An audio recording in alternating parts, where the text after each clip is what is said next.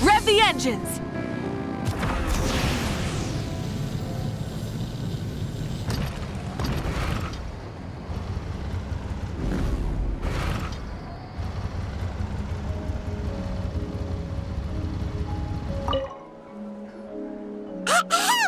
What are you guys doing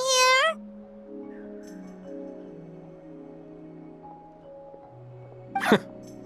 Following orders. If you have a problem, take it up with our employer. Hey, what's with the attitude? Can the Fatui even work for a private employer?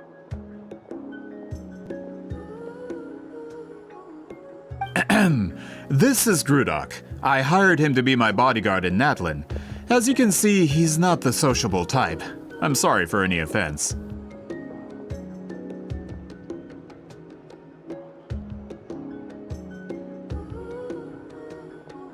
My original plan was to hire someone from the local tribes, but a priest recommended Grudok and his squad.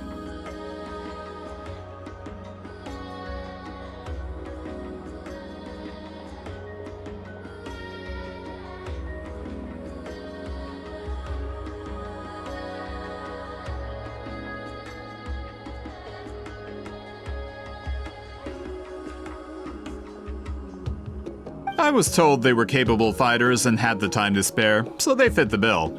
It seems like the Fatui's reputation in Natlin is quite positive.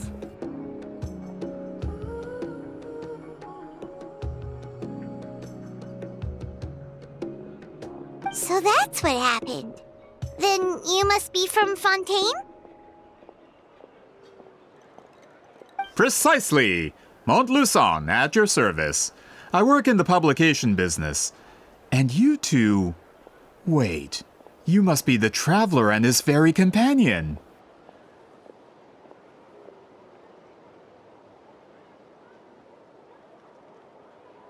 Oh, you know us? A golden-haired traveler with a floating companion. There's no mistake.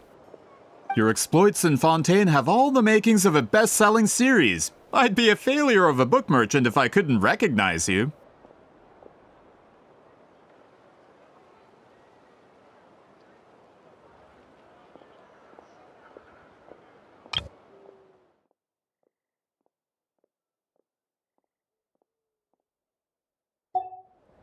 Wow, we're really famous at this point, Traveler.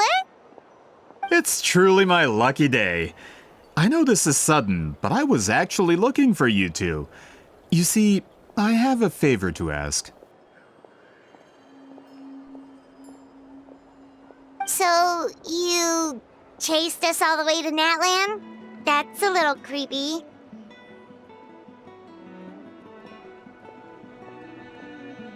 You'll be generously rewarded, I promise you. Well, at least he got straight to the point. Should we hear what he has to say?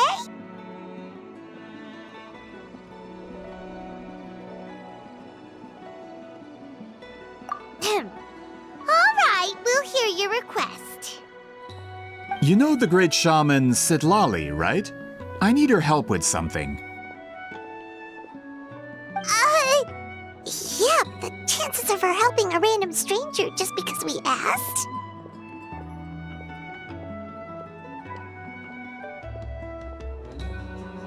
Yeah, see, Lolly really doesn't like dealing with strangers.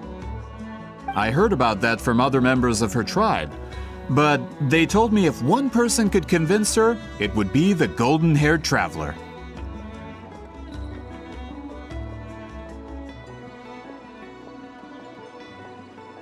If you manage it, I'll even double your pay.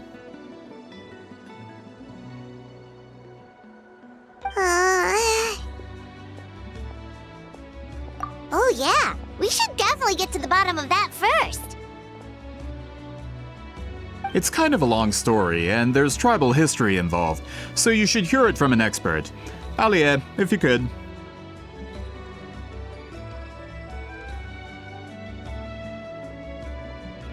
Of course. I don't often have an eager audience for this kind of thing. Nice to meet you. The name's Alie.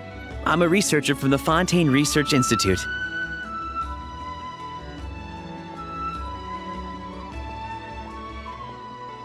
Unlike most researchers, I have a keen interest in ancient ruins. That's why I was invited to join Monsieur Montluçon's team. Have you heard of the legend of the great shaman Huitzilin?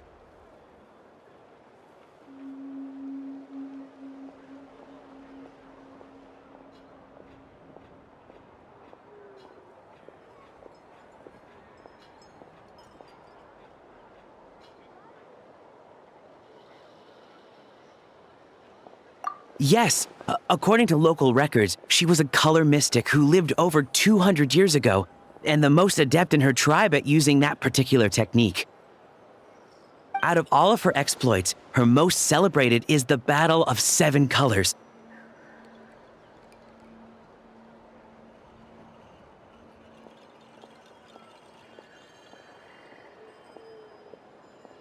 According to legend, the battle was triggered by an abyss invasion, one of the most brutal in Natlan's history, even from a greater historical perspective.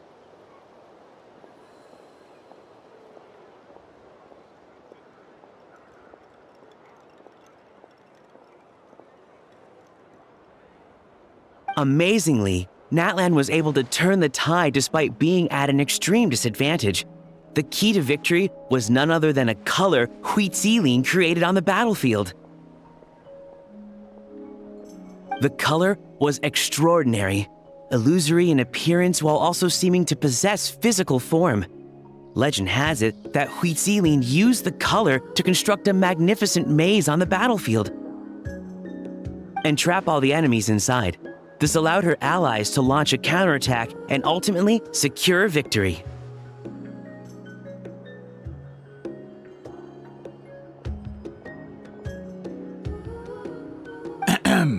Anyway, that's the gist of it. We don't want to take up too much of your time.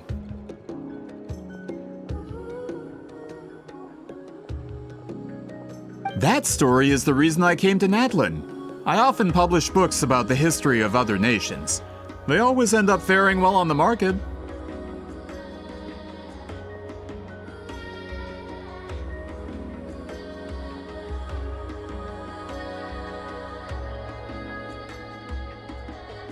When I heard this story for the first time, I wanted to include it in my next collection, but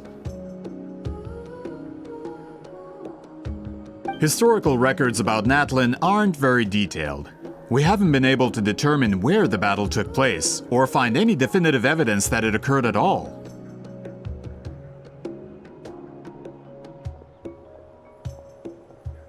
Even within the Masters of the Night Wind, people dispute the legitimacy of the story.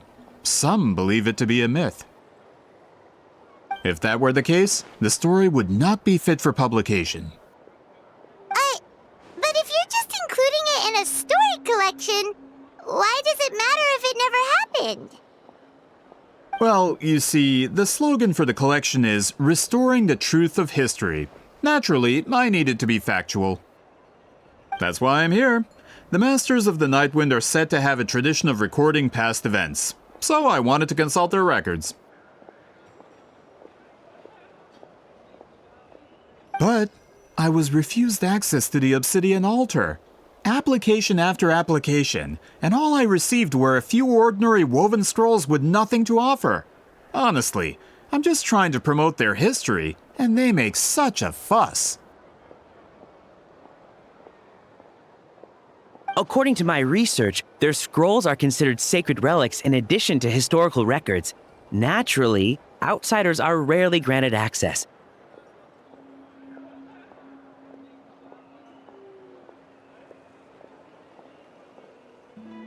Not to mention, the scrolls we did get to review actually contain a huge amount of information. I just need more time, and I could... We've been over this, Alier. There's no need to waste time on those scrolls when we have a better way.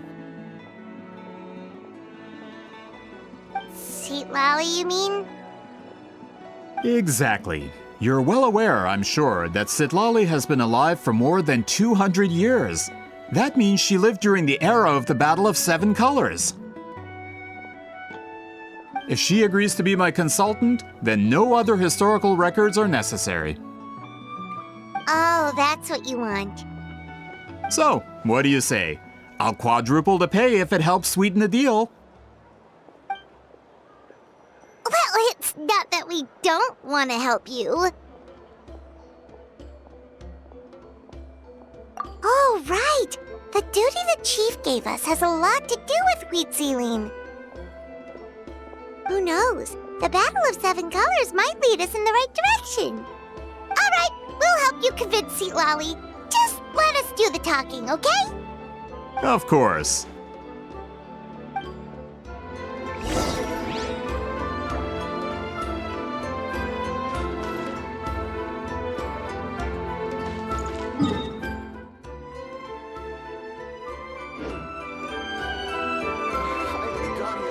Full throttle!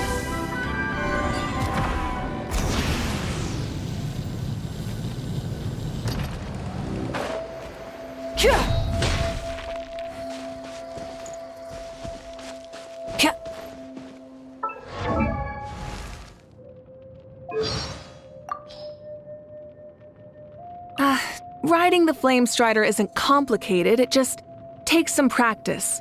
If I want. Getting stronger. Due to lack of.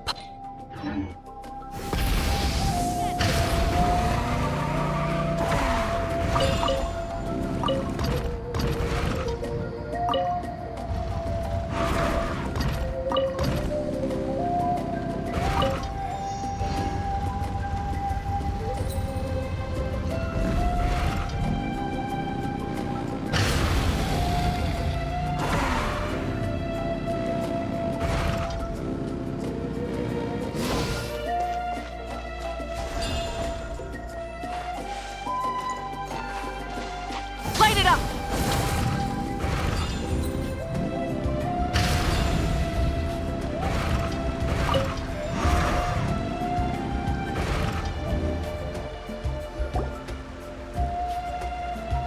So, this is where the great shaman lives?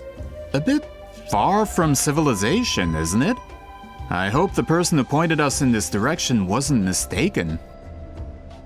For someone like Seat Lolly, it actually makes a lot of sense. Is this graffiti her work too? I wonder if it's a cultural practice. If I could just copy it down, We're here for a reason, Alier. As agreed, you two can do the talking, and we'll wait for you here.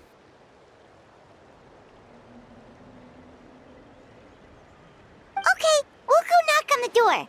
Hopefully she's not hungover.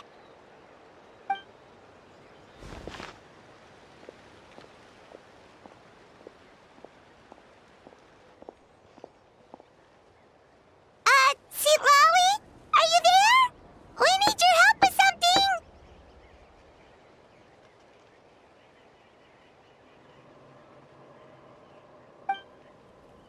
Oh, no response. Maybe she's not home.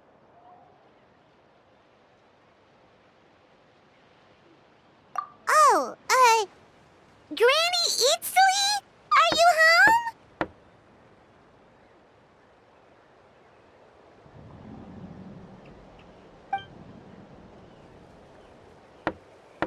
Hey, kid! If you're here to challenge me, book an appointment first!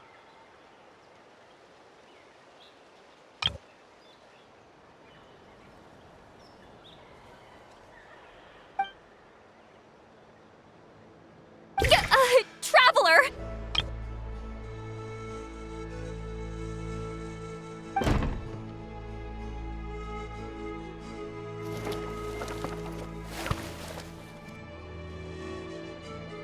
Looks like we came at a bad time.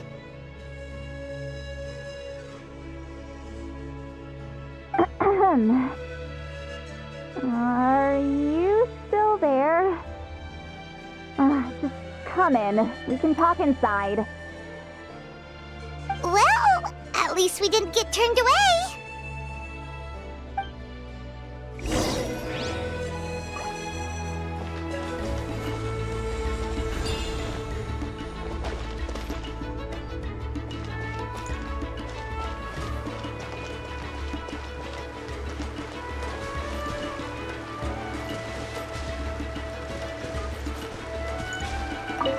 A great shaman who has lived for hundreds of years. If she agrees to help us, there are so many things we could research. Alier, as the provider of your research funding, I suggest you focus on our current mission. It's very important to me.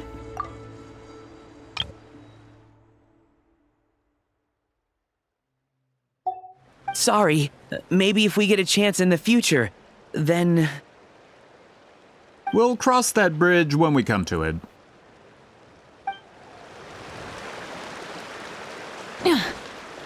Full throttle!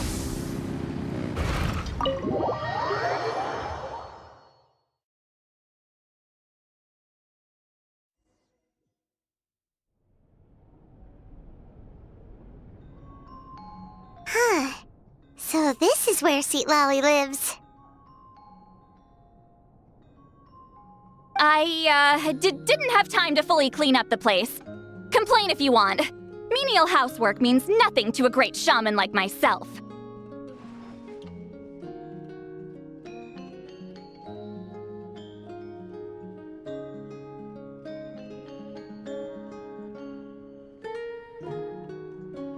Besides, in light novels, people who keep everything neat and tidy are always too boring to be the protagonists.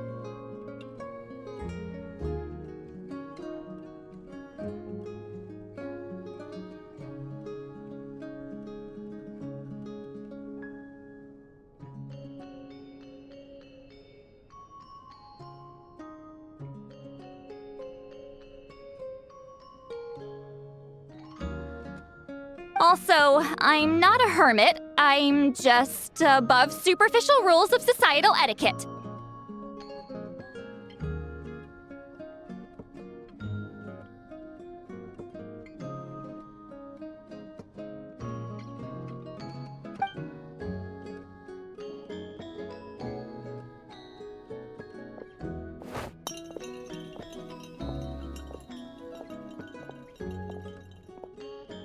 She sure does care a lot about what we think of her. Oh, and that spell I used to transfer my senses to you? You're not still, experiencing the side effects, are you?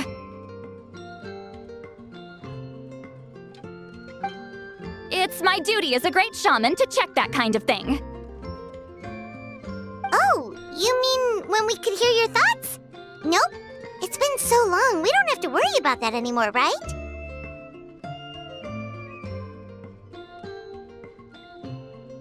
Then why do I hear the traveler's thoughts in my head? What?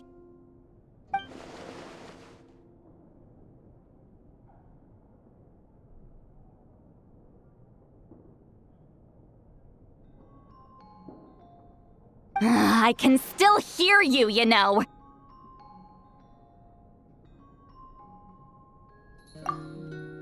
Don't bother. I'll find a way to fix it. First you hear my thoughts, now I'm hearing your thoughts. It was just a simple spell. I use it on you, and now it's on the Fritz.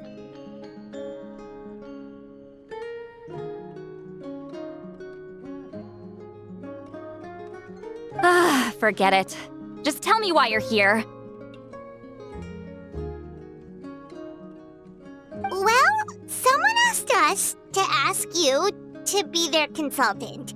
They have questions about the history of Natlan.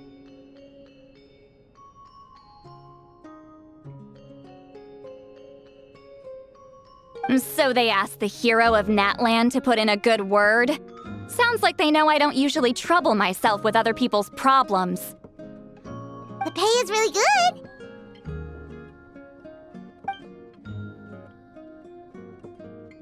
good. Doesn't matter, I'm busy. She sure doesn't look busy. Paimon knew this wouldn't get us anywhere.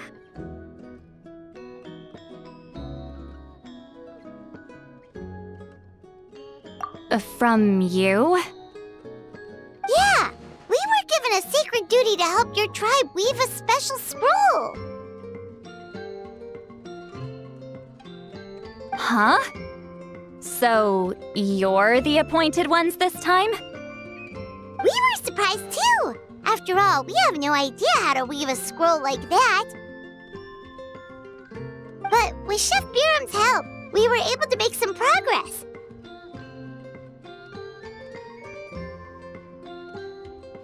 We still haven't succeeded, but we learned that the key to weaving the scroll is a special kind of color. The historical event those men want to ask about also involves color. If you help them, you might end up helping us too.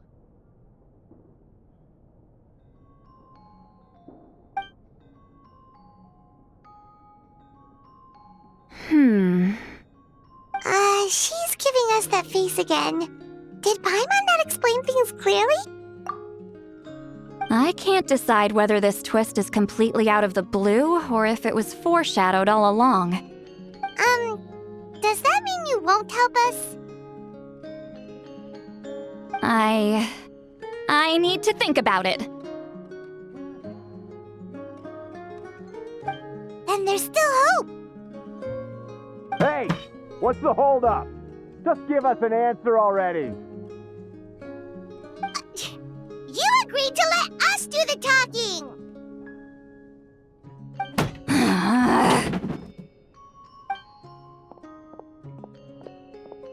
Sweet Lolly!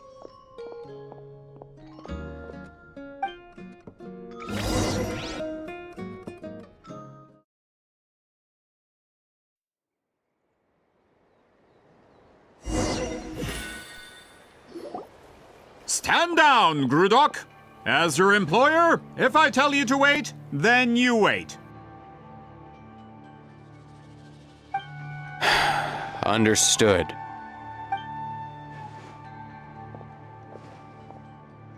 You're the great shaman who's been alive for centuries? But you're so... Apologies for the disturbance. Grudok is a recent hire, so difficult to restrain sometimes. You're lucky you didn't force Sweet Lolly's hand. Well, since you're here, how about a discussion? Do you have any idea who I am? Did you think Granny Eatsley would be fooled by your little performance? I have no intention of speaking to you. Your recent hire interrupted me right as I was about to make an important decision. Pull a trick like that again, and I'll make your lives a living horror novel, except 10 times worse. That's all I came out here to say.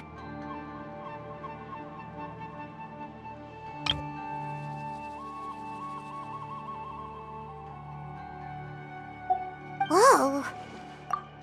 Traveler, we have a discussion to finish. You live up to your name, Granny Itztli. I apologize for the offense.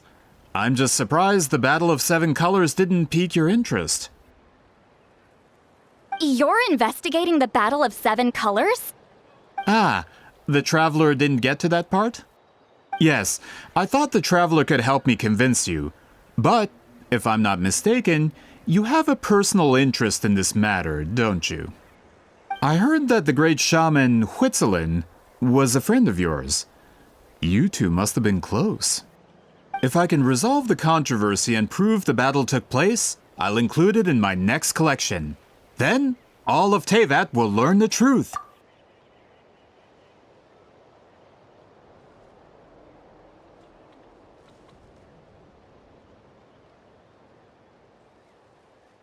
With your support, your friend's heroic deeds will once again be known throughout the land. Inspiring, don't you think?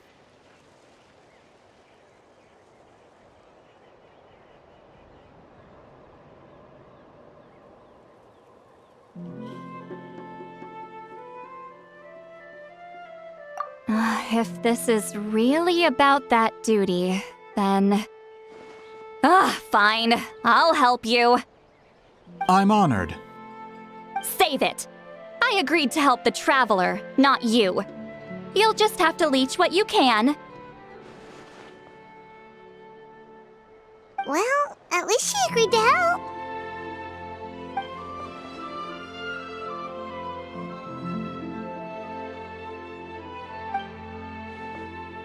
Who are you calling heartless?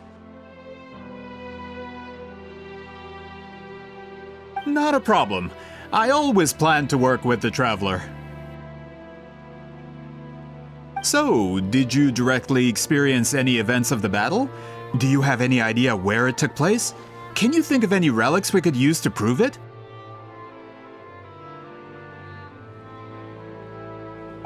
Talk at me, why don't you? Fine. No, no, and no. I did live during the same era as her, but that doesn't mean we experienced the same events. I've lived a long time, but I'm not a walking encyclopedia. You decide the angle of your investigation, and I'll provide answers if I'm familiar with the subject.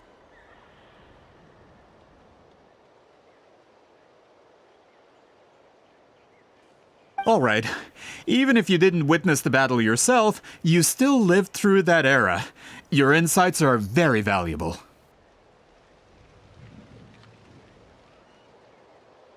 Alier, you had an idea about where to start, yes? Oh, well, my plan was to consult the members of the tribe in charge of recording history.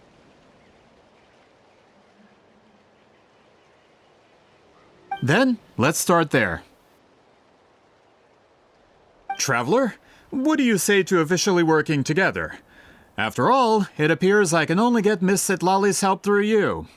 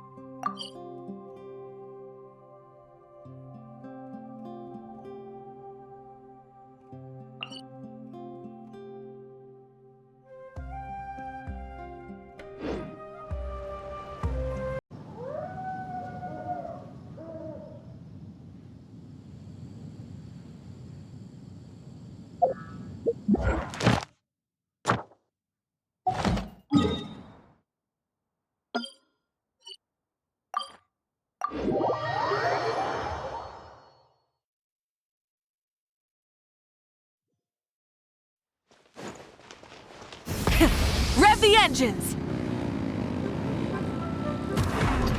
Ad Astra Ab. Thank you for completing today's commissions. Here is your reward.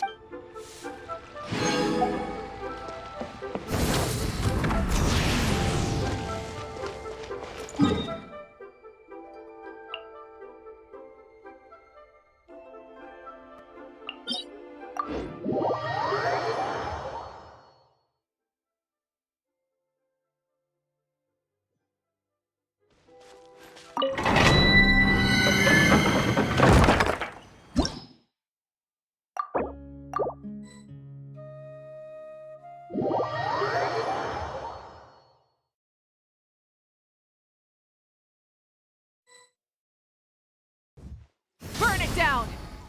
Rise with the sun!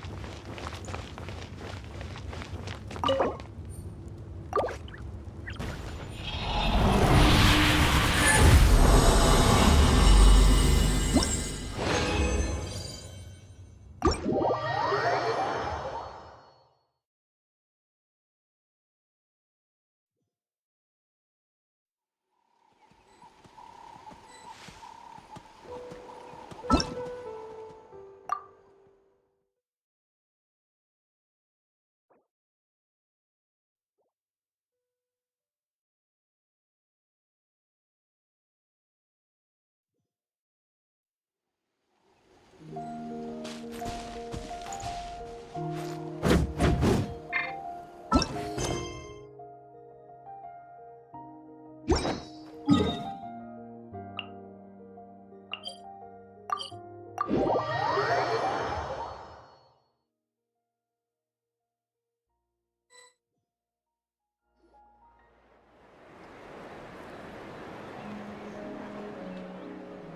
don't seem super invested in this whole thing, Seat Lolly.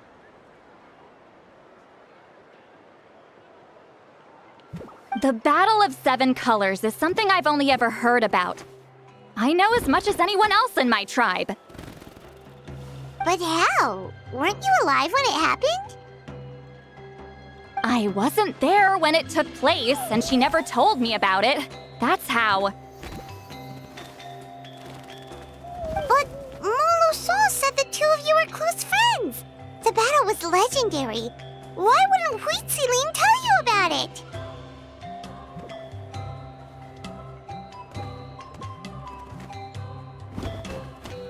Close friends? More like arch rivals. Something Montlusan would know if he actually did his research. Did you see the graffiti outside my house? That's not my doing. All students from Huitziling's School of Shamanism must pass an extremely difficult trial before graduation, defeating me in battle.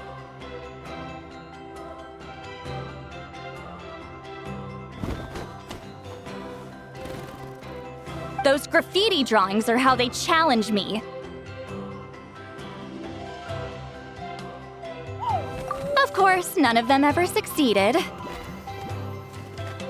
So, after Huitziling's death, her students had no choice but to modify the requirement. Instead of defeating me, all they have to do now is last long enough.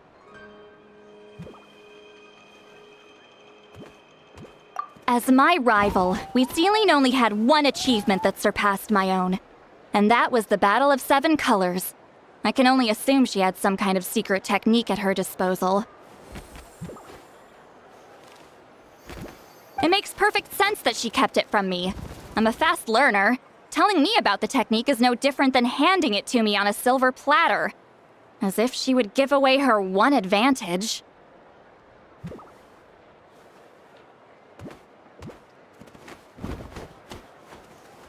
Oh, that makes sense. Anyway, all of that is secondary.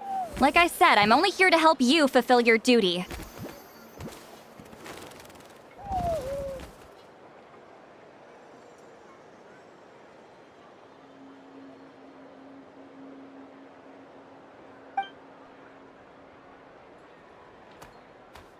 Don't misunderstand. This duty is important for my tribe, too. A great shaman should do her part to see it done.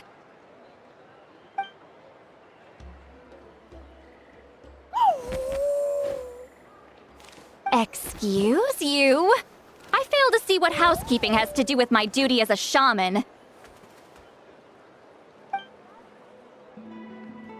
Why is it that you're the one whose thoughts are exposed, but I'm still the one suffering?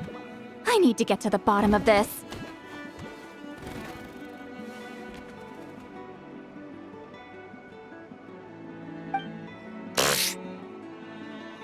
Excuse me, great shaman, but we have a situation over here. We could really use your help. Okay.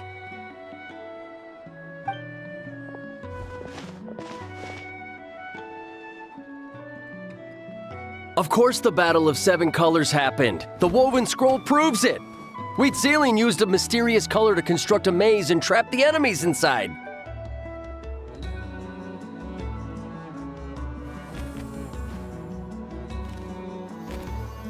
That's just your interpretation. There's more than one way to understand that scroll. Besides, constructing a maze out of color is ridiculous.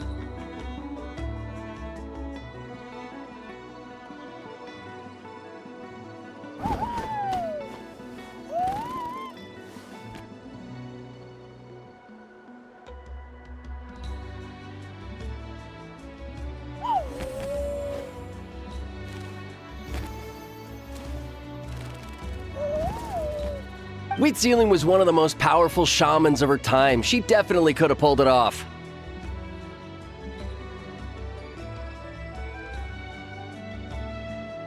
That's the biggest problem. She had students. Why not pass it down? A technique that powerful, and no shaman since has ever used it? Our students are keeping it a secret, of course. If you knew a technique like that, you'd be a fool to show it to just anyone.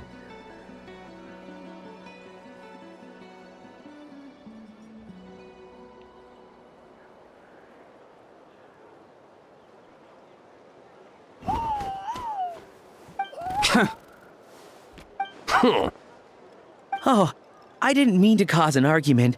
I just wanted to ask, is there anything we can use to prove the battle took place? Of course it took place. Why would you need to prove it? You'll have to excuse him. Some people in our tribe insist on clinging to outdated views of history. I'd give up now if I were you. It only gets more ridiculous from here.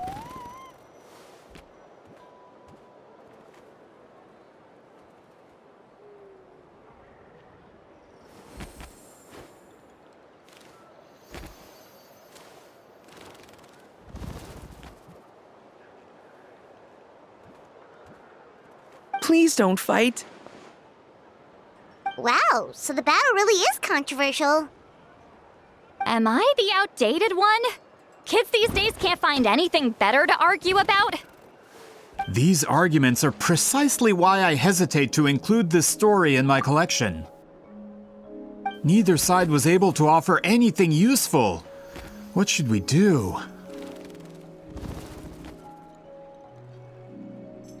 Wheatsealing was a passionate teacher. We were opposites in that sense. The technique she used in the battle must have been her masterpiece. There's every reason to pass it on. Still, if the technique is powerful enough to single-handedly stop an invasion, it also makes sense that her disciples would keep it a secret. We should check with the students from her school. If we can confirm the technique exists, we can deduce certain things about the battle. But as far as I know, most of the shamans from her school occupy high positions in the tribe. Not the type of people outsiders like us can speak to on a whim. Right. The obsidian altar is off limits to you. But, if I go...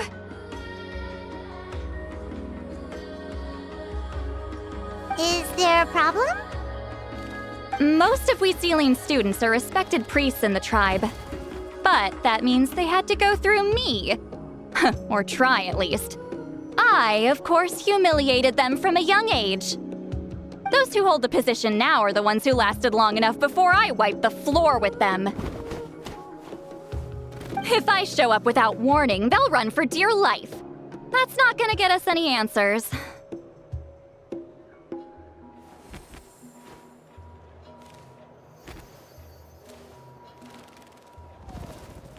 Yeah, Paimon can see it now.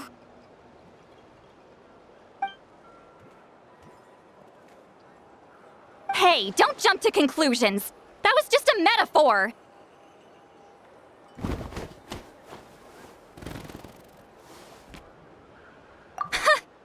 Only you have the guts to joke like that with me, traveler. Fine, I said I'd help, so I'll help. But don't blame me if it goes wrong.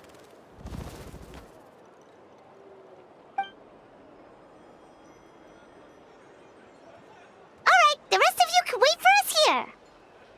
We appreciate the help.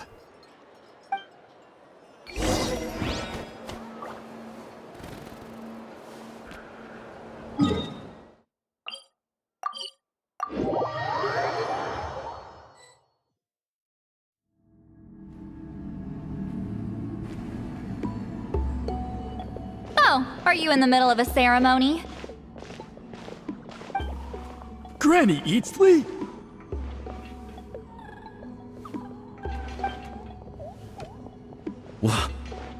What is she doing here?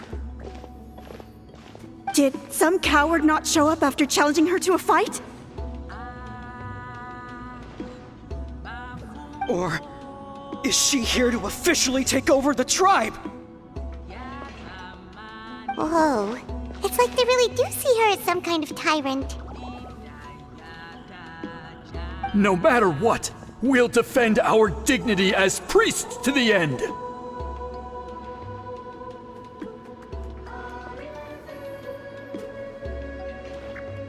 You talk a big game for someone who lost to me the most out of the entire priesthood.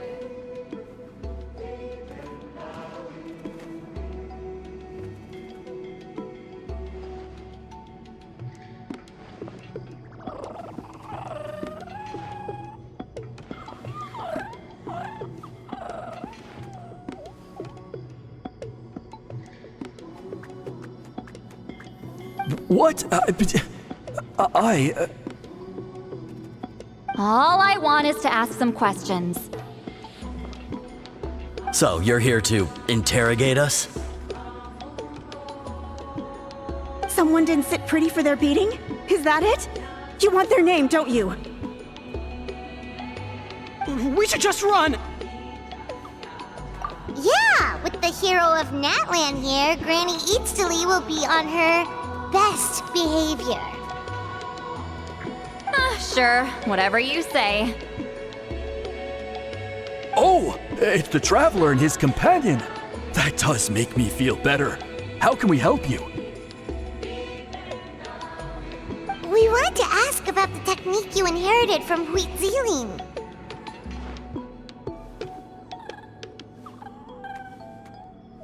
Huh. So you can eradicate our school once and for all?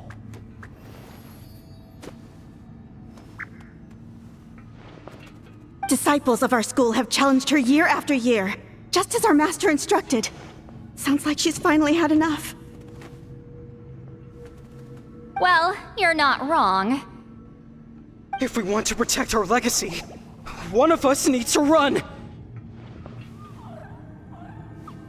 Not this again. Just how much did you traumatize them, Seatlally?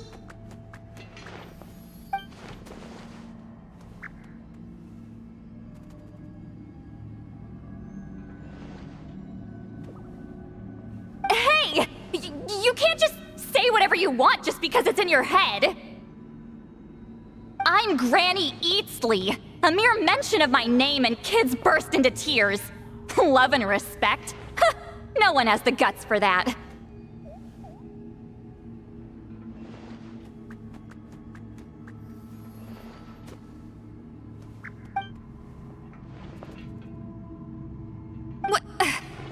You know what?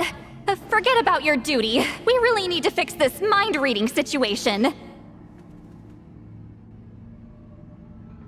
Sorry to disappoint, but if you're here to question whether we're qualified to inherit our master's legacy, we're not going down without a fight. We're not getting anywhere. What should we do, Traveler?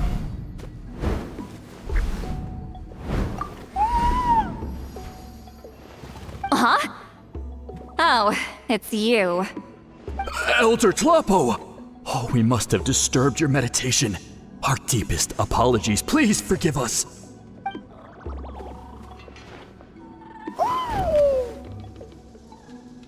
Did Elder Tlapo just issue a declaration? From what I can tell, in a single word, the message was... friend? Is Elder Tlapo telling us to treat Granny Eatsley as a friend? That's not possible, is it? Oh, you forget yourselves, my friends. You are esteemed priests of our tribe. Where are your manners? But Chief! I didn't expect to see you here, great shaman. My sincere apologies for the lack of hospitality. Well, I wasn't exactly planning to come to this crowded place. So you can save the pleasantries, Chief. I'd rather get this over with. Understood. Now, as successors of Huitziling, I understand your friction with Granny Eatsley.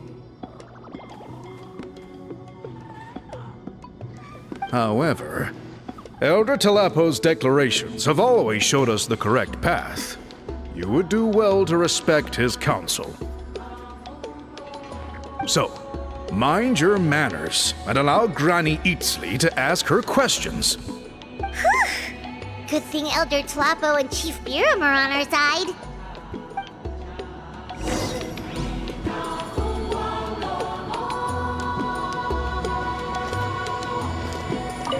Why does Granny Eatsley want to question us all of a sudden?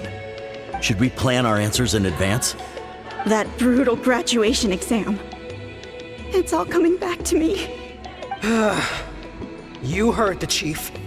There's no running away.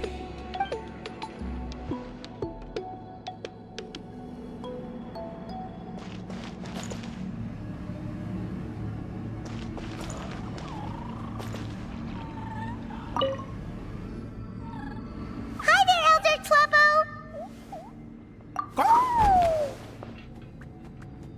Hey, he seems pretty happy to see us. He's the one who put you in charge of the scroll, right? Yeah, Elder Tlabo appointed us to the task. Elder Talapo, huh? He's still Claw to me.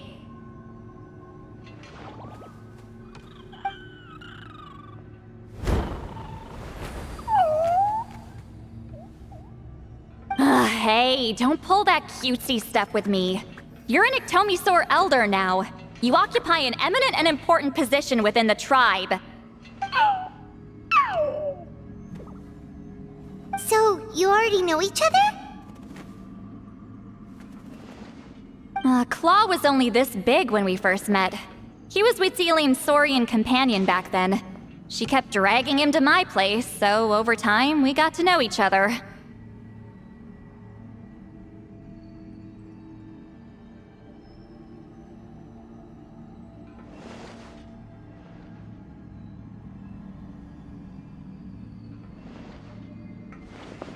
She only came to my place to fight me. But at the same time, she always claimed to be my friend. She was the only one who dared to try, at least. Well, you've lived a long time. You've probably made a bunch of friends over the years, right?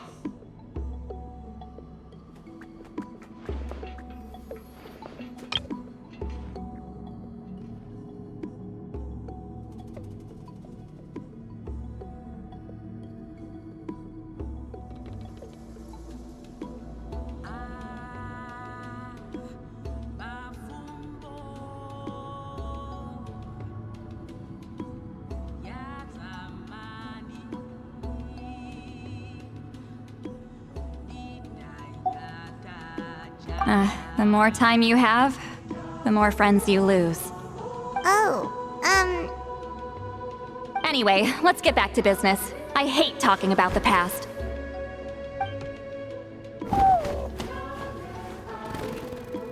Oh, 200 years and you still haven't given up, Claw?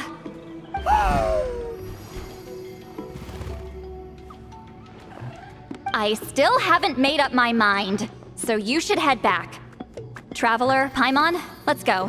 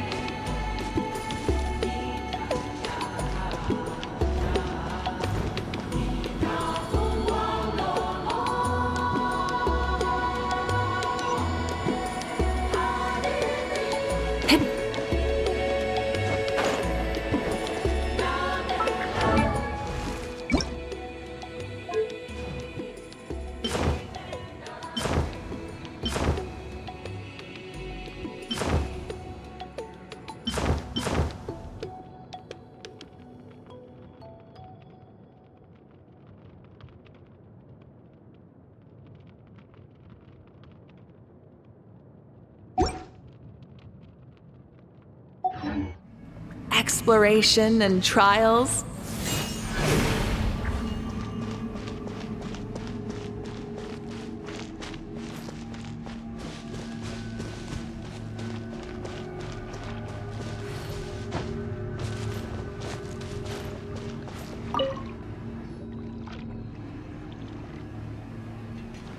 Hey there, Chief Biram! Oh, wait. We haven't reached out since the last time we failed the task, huh? I'm just grateful you haven't forgotten that duty. Actually, we have good news. We found another clue. I'm all ears. It's the Battle of Seven Colors.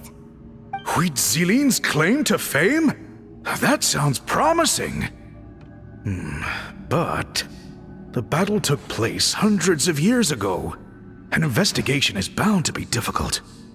True, but Granny Easterly promised to help. Is that so? Huh. I've tried seeking her help in the past, but I never managed to coax her out. You should cherish this opportunity. Hey, don't complain! None of the previous chiefs succeeded either. Forgive me. That wasn't my intention. It was a comment on my own failings. Paimon said you've been trying to figure out how to weave the special scroll. It is my duty, great shaman.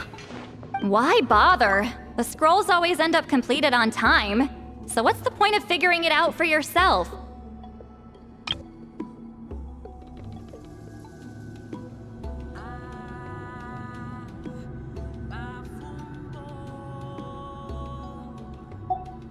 If I may, this task concerns the history of Natlan as a whole.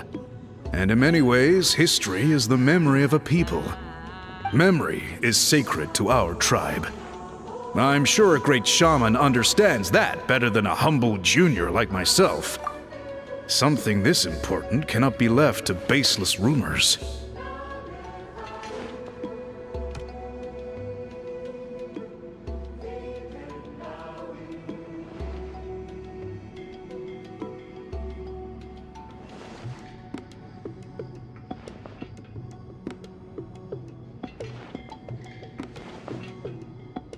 I know you don't concern yourself with the daily affairs of the tribe, Granny Easterly. Even so, as a priestess, I trust you wouldn't leave something like that to chance.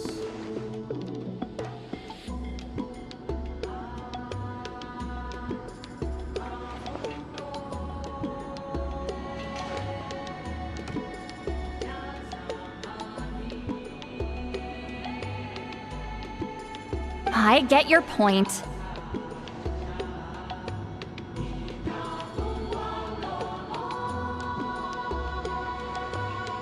Of course, the one time I wish you could read my mind, it doesn't work.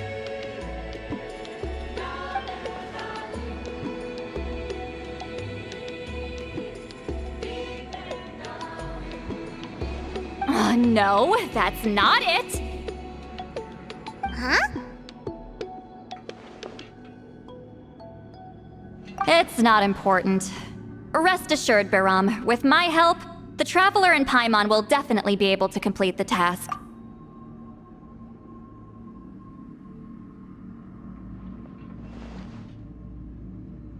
Haha. You have my thanks then.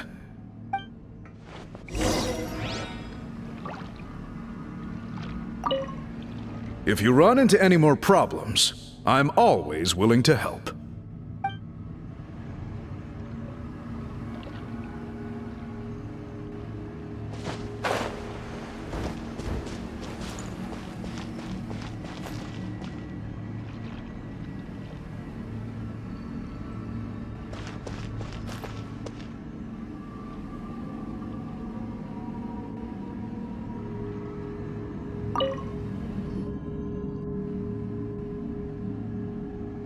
Huh.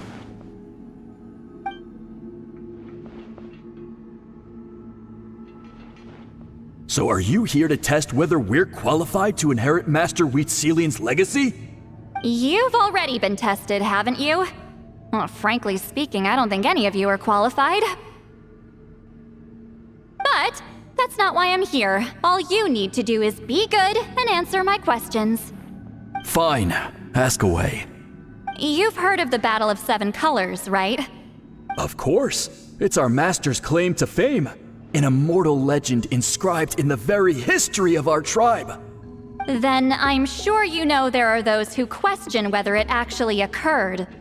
I did hear people arguing about that the other day. It's disgraceful. How can they question something like that? It doesn't surprise me. Natlan has had more tourism lately. A lot of people have started getting strange ideas after interacting with Outlanders.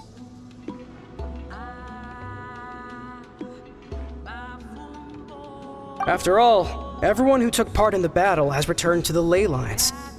Without witnesses, it's hard to refute detractors.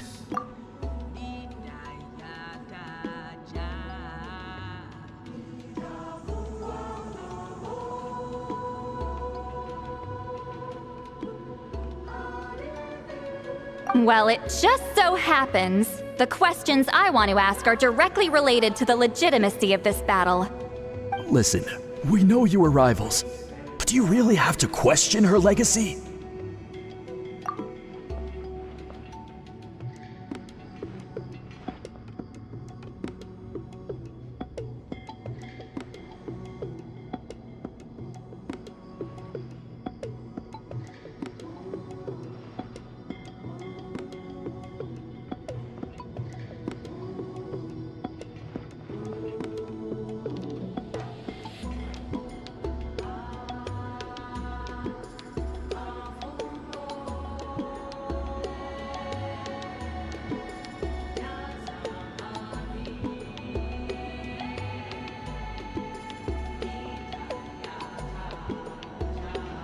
You think she's like you? Someone who can't survive a little scrutiny?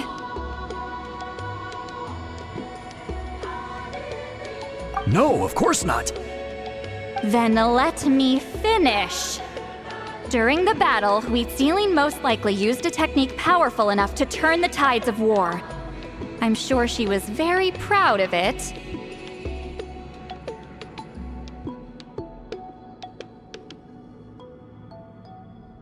Proud enough to pass it on to her disciples.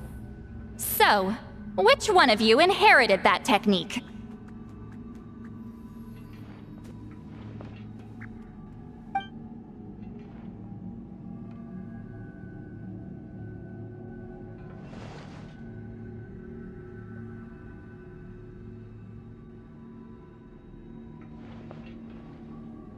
I don't think any of us have heard of it.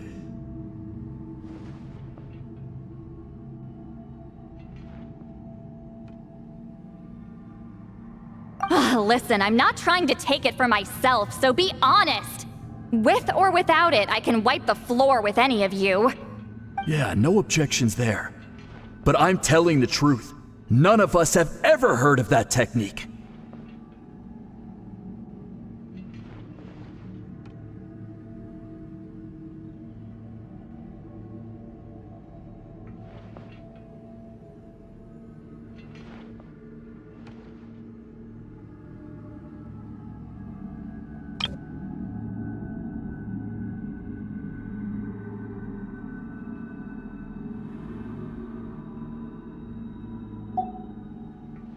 What's wrong with her? Why would she let it go extinct? Master's body of work is massive. No one student could hope to learn all her techniques. Mastering just a few already takes a lot of effort. Master had no choice but to recruit many students, split up what she knew into different portions, and pass it down through various individuals.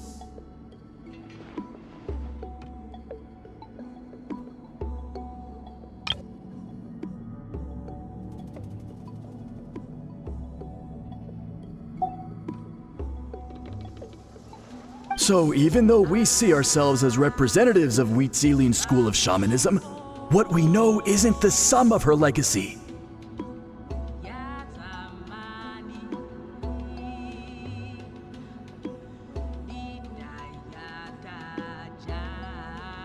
Actually, I know of a shaman family that inherited some of Master's techniques. The family fell on hard times and lost the right to the priesthood. Still could be worth a shot. But if they inherited Wheatsealing's secret technique, shouldn't the family be thriving? Well, it's the only thing I can think of. All right, give me their address. I'll mark it out on your map. To be honest, I'm not optimistic about the future of this investigation. That's because the request came from you. You don't know the power of your own words, do you?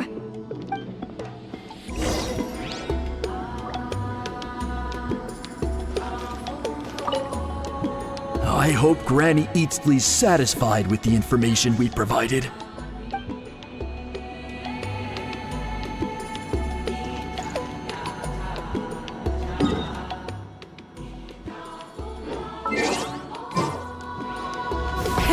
Rev the engines!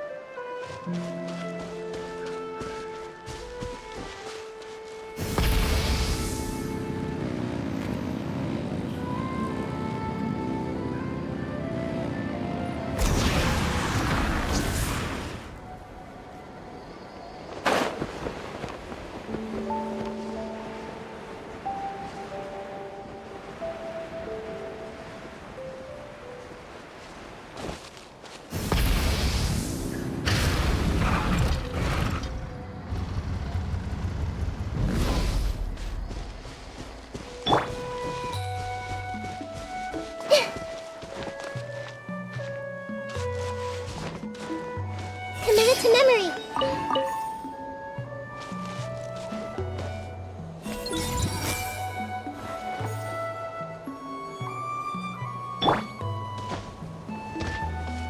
Full throttle!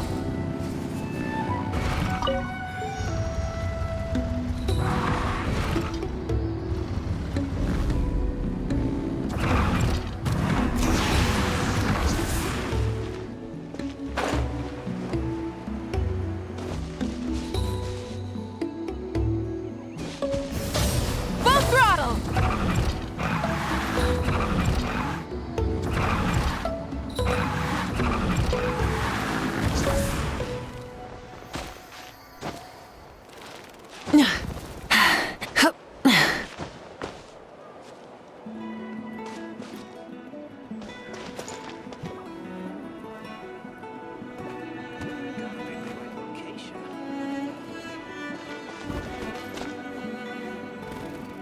Gotta pick a good date.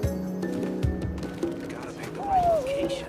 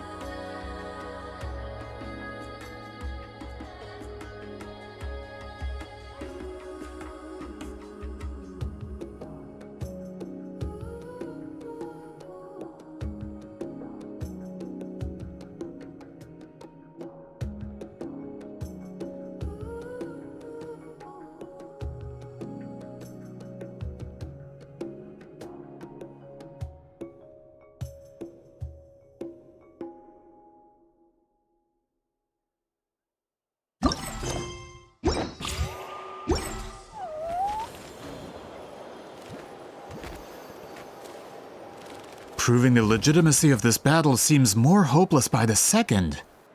Nothing we can do about that.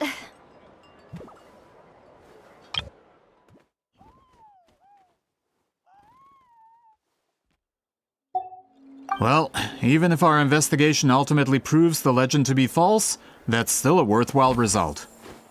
Although I'm here for business purposes, I have a personal interest in this as well. I'm drawn to matters of historical truth. That's exactly why I chose to follow you, Monsieur Montluçon. Listen, I'm just updating you on the situation, not asking for your opinion. I don't really care whether you continue your investigation.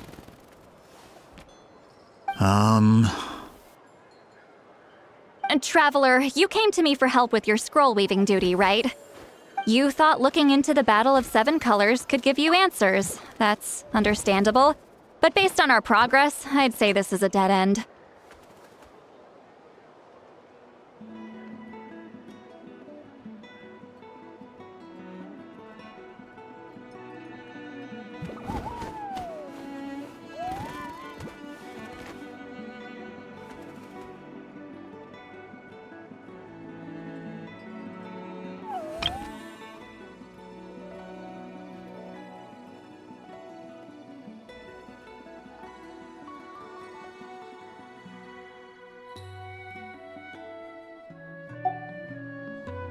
Instead of wasting time, you might consider taking a different approach.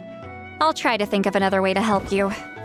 Respected traveler, let's not forget about the compensation I promised. You shall have it in full. Extra, if that's what it takes. What makes you say that? Yeah, based on what you've told us so far, it kinda seems like there's unresolved tension between you two. You think so? She claimed to be your friend, but picked fights with you non-stop, and never told you about her biggest accomplishment. By figuring out the truth behind the battle, maybe we can finally help you get closure. Closure? I'd say we're 200 years too late. But fine, if you want to keep investigating, be my guest.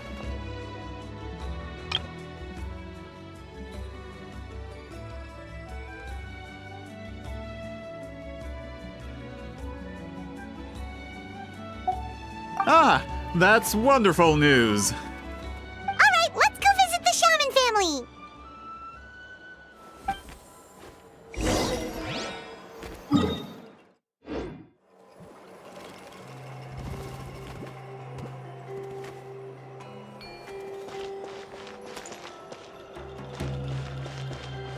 Burn it down!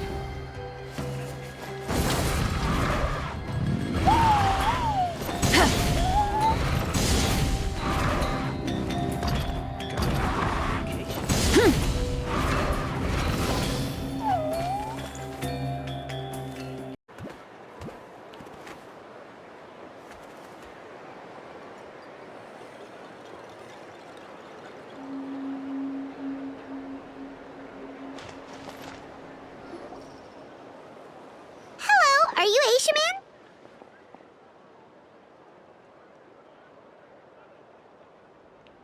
Man? Yep, that's me. Huh? Granny Eastly? Hello, are you Asia Man?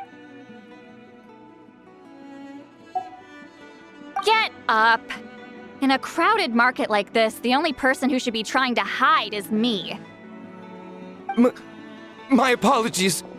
Ever since my grandfather's generation, the shamans of my family have given up on passing your trial, Granny Eastly. Have we offended you in some other capacity? Man, this is generational trauma at this point. Whenever I misbehaved as a kid, Grandpa would tell me about the thrashing he received from Granny Eastly. I still get nightmares about it sometimes.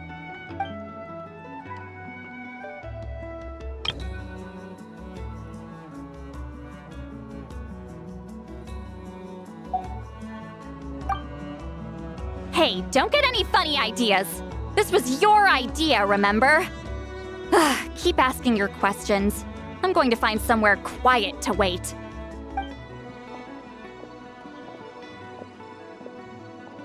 Okay, so your family studied under Huitzilin, right? Yes, although that pretty much ended with my grandfather's generation, unfortunately. The techniques my family learned from Huitzilin didn't have much practical use in terms of tribal affairs, so during my grandfather's time, we quit the priesthood.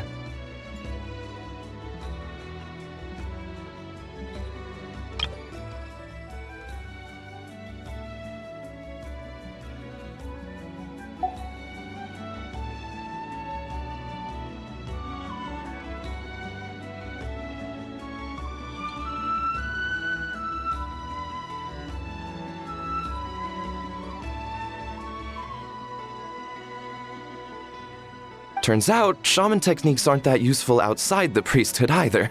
So over time, we abandoned them altogether.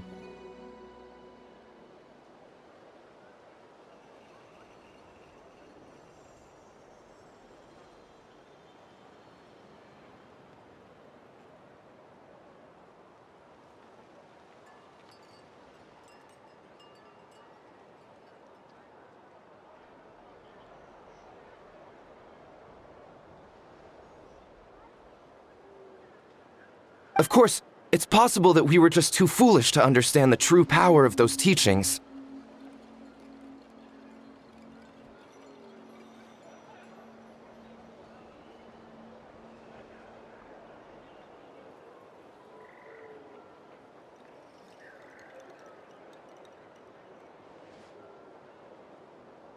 After all, Huitziling was a genius.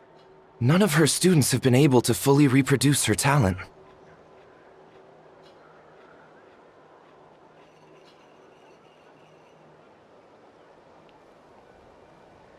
Do you know which techniques were passed on to your family?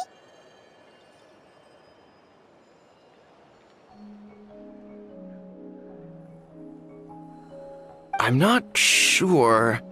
As a kid, I remember hearing my grandfather talk about them, but it's not like I can use them myself. Just think about it for a sec.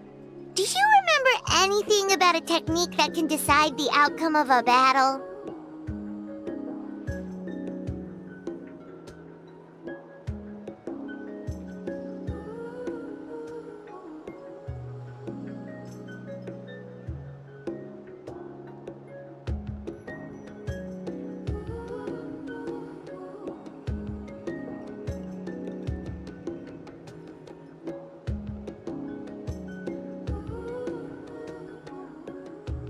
Decide the outcome of a battle?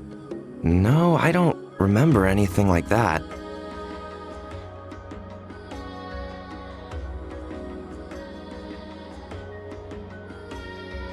Besides, my family wasn't really known for our talent. If a technique like that exists, I doubt Huitziling would pass it on to us.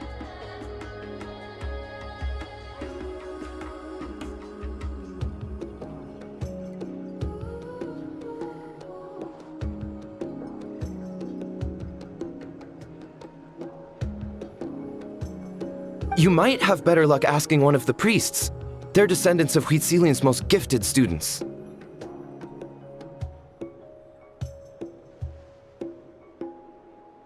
Well, looks like we're back where we started. Still no definitive evidence the Battle of Seven Colors took place. Alier, do you think we have enough to draw a conclusion?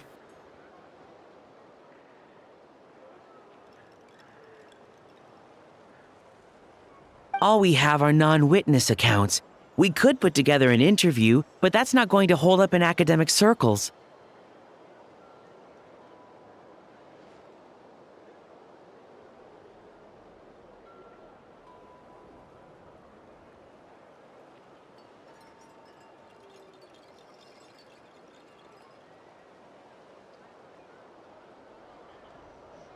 Then we have to keep going.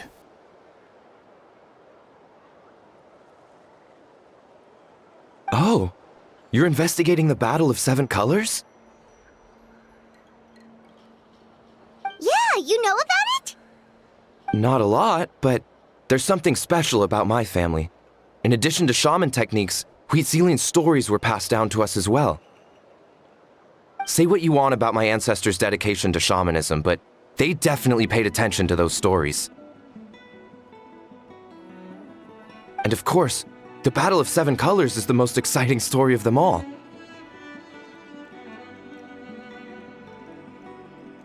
We don't need another story. We need something concrete. Does no one in your tribe understand that?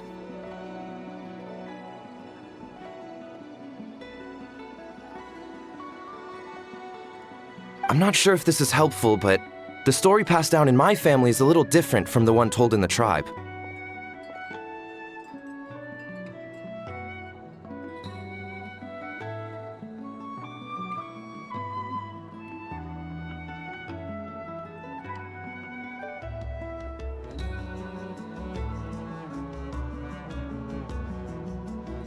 Really? Well, it's Huitziling's personal account of the event, so it's a lot more detailed.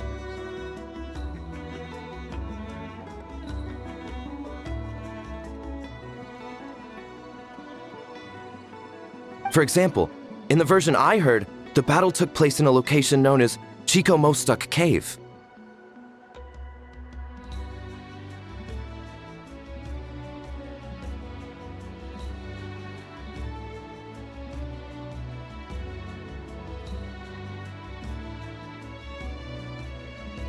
That means you can tell us where to find it.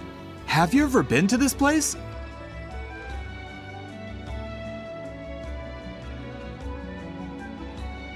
Unfortunately not. I studied maps of Natlan before we left, Monsieur Montluçon. I don't remember ever seeing such a name.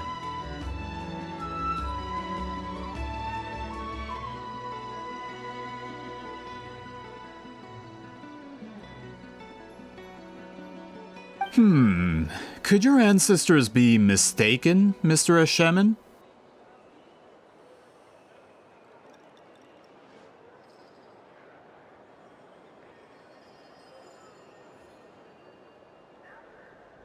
It's unlikely. My family may have let the shamanism side of things fall by the wayside, but we're serious about these stories. In the words of my grandfather, some things deserve to be passed down more than secret arts. If Huitzilin's version of events differs so much from the general understanding, that makes it even more likely the battle is completely made up. Yeah, that's disappointing. Oh, hold on. You mentioned the Chico Mostek cave? Oh, yes? Can I clear something up for you? It's been more than 200 years. Huh. I never thought I'd hear that name again. What do you mean?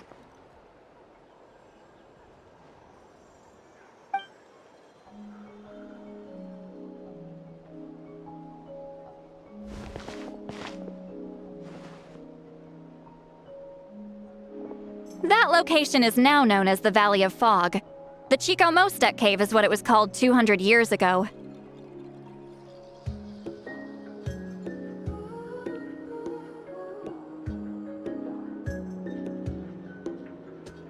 Precisely when Huitziling was alive. That means, Monsieur Montluçon, we can confirm the original site of the battle. Once we get there, the evidence we need should be at our fingertips. Just when we thought all hope was lost. I never doubted you, great shaman. Allow me to present you with a gift as thanks.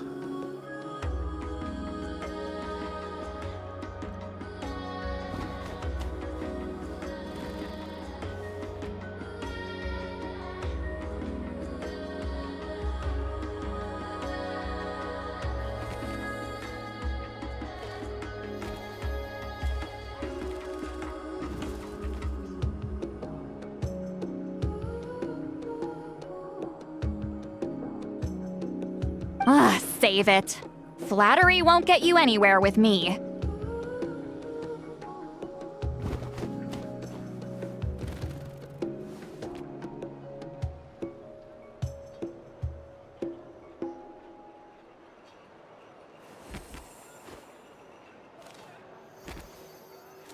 Wait! Mr. Montluçon works in publishing.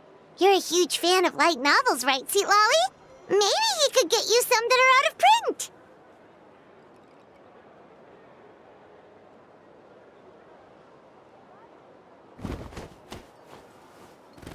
Really? Out of print, huh? Sure. Do you have any in mind? Well, if we're talking collectibles, then the first edition of Shogun Almighty reborn as Raiden with unlimited power is a must.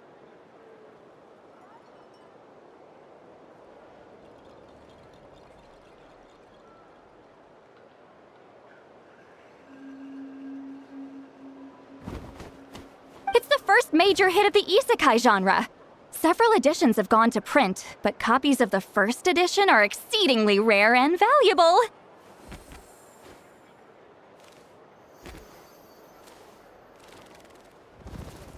I see. There's also its sister work, Pretty Please Kitsune Guji. It was Yae Publishing House's attempt at gauging the new market trends.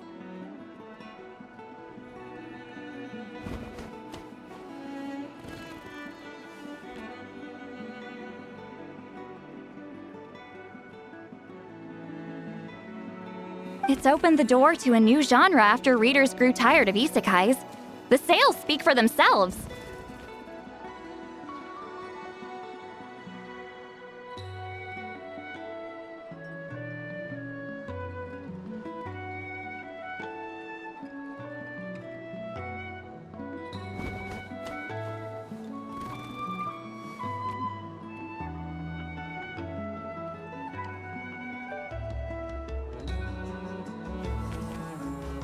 Actually, Yai Publishing House released a limited edition not too long ago.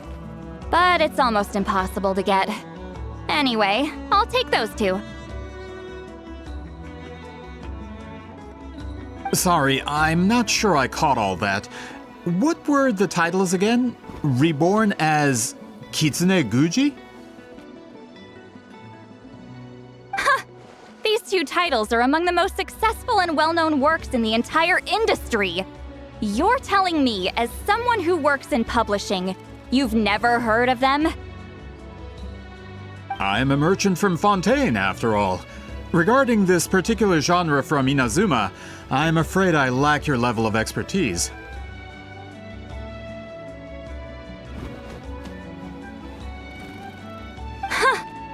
Amateur.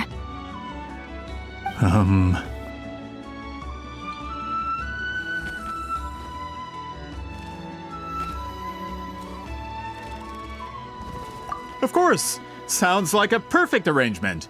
Now, there's no time to waste. We should head to the site of the battle right away. Once we get there, it'll take a bit more work to determine the actual location. Right now, all we have is a general idea. Well, I'm sure Miss Sitlali can help us with that. Have you even looked at the time? It's already evening, and I have important plans tonight. You expect me to work through the night? Well, what do you think, Traveler? Okay, we'll find a place to rest for the night. When should we meet tomorrow? He's persistent, huh? How about noon? Do we have to wait that long? Great shamans have important matters to attend to in the morning.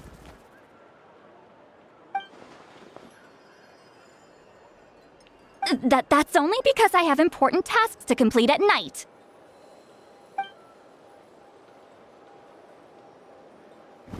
All right, as Miss Sitlali instructed.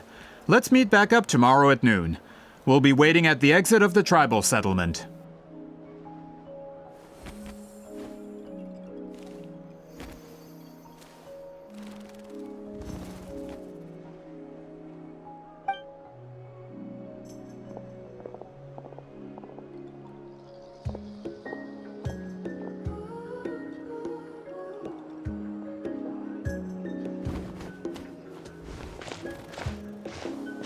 Sorry, I just wanted to ask, is Granny Eatsley satisfied with my answer?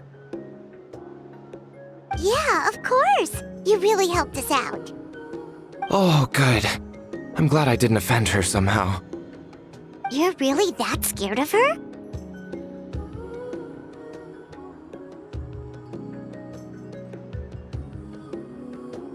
To be honest, Granny Eatsley almost never interacts with ordinary tribespeople like us. Everything we know about her comes from rumors. She's a powerful shaman who's lived for over 200 years. As a great hero, you're probably the only one who isn't intimidated by her.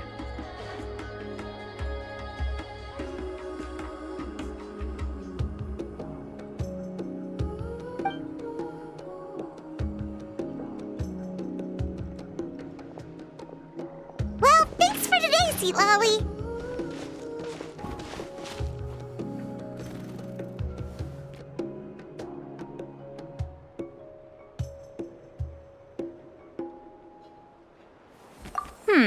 That's quite considerate of you. All right, let's grab a few drinks. Just like last time. Wait, didn't you say you had important plans tonight? What did you think I meant? Does that mean you've gone drinking every night for the past 200 years? Now Paimon's worried about your health. No, I've had enough socializing for one day. I know somewhere quiet. We can just buy some drinks and head over.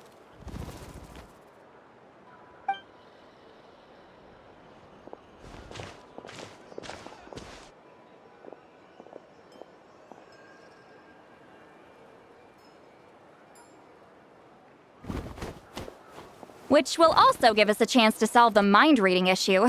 Considering the necessary spell work, I'd rather do it in private. Gotta pick the right location.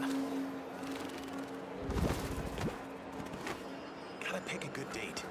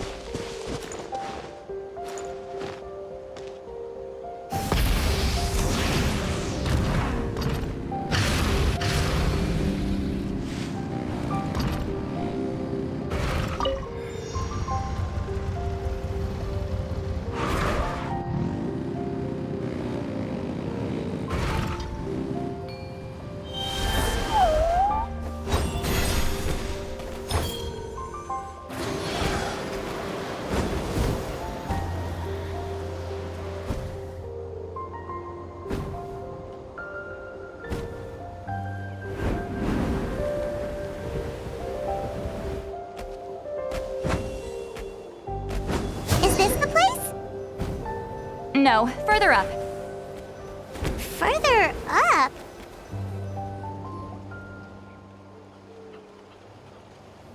Whoa, this is like a secret base! Sometimes I want the fresh air, but not the company. So I come here.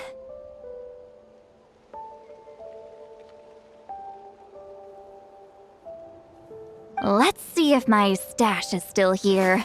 Ah, great! The halberd crest birds didn't eat my snacks.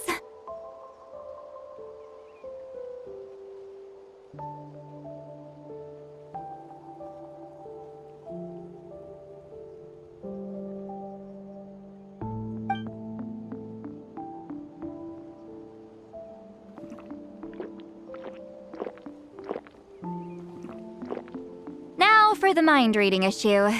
Give me your hand.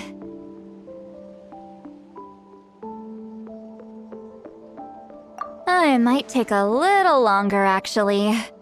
I just need to share my senses, make a clean break.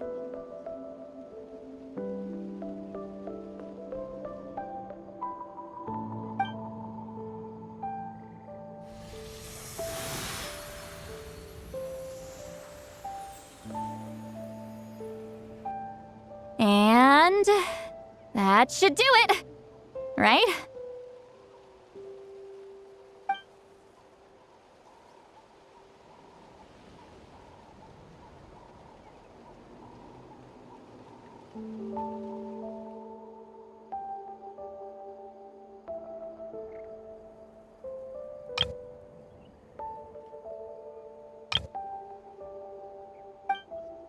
You're not wrong. Hold on! Why do I still hear you in my head? Oh, did I not separate our senses completely? Maybe using my palm isn't enough? Close your eyes.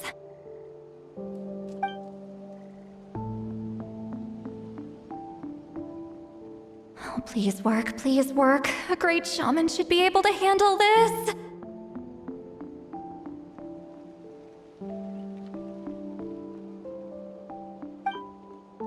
Okay, what about now?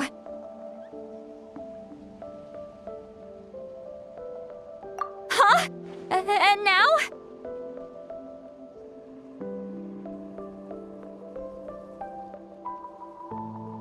Huh.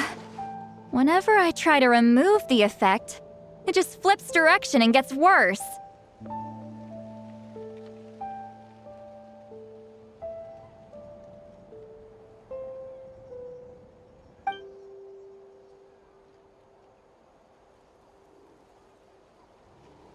That was just to help with the spell.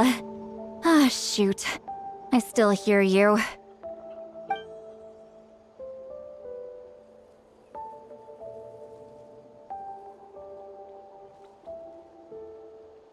For a human soul, to lose the boundaries of the mind is to drown in the sea of consciousness without a concept of self. Wait,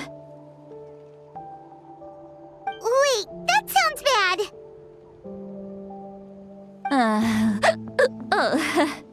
I read that in a light novel. When it comes to the real world, I think it's pretty accurate.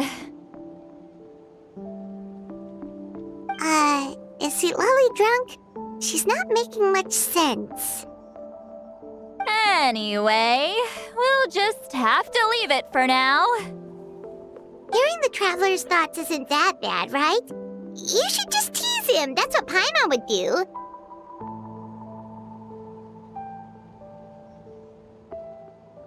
It's just... I'm not good at this. I'm not used to being close to people. Sorry, I said we could be friends, but I guess I'm not ready. I'm used to being Granny Eatsley. Someone intimidating, someone people are scared to approach. I don't have to deal with people that way.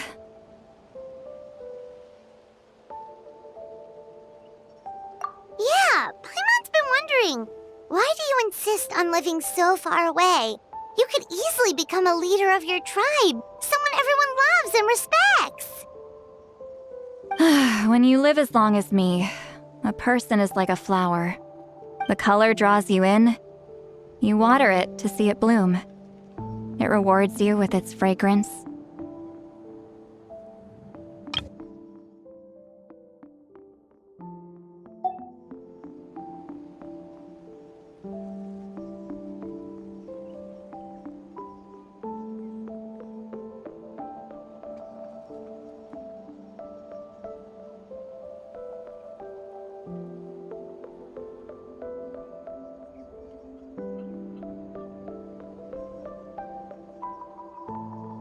But it doesn't last. With the passing of the seasons, everything withers away. You can try to water it, but it will never bloom again.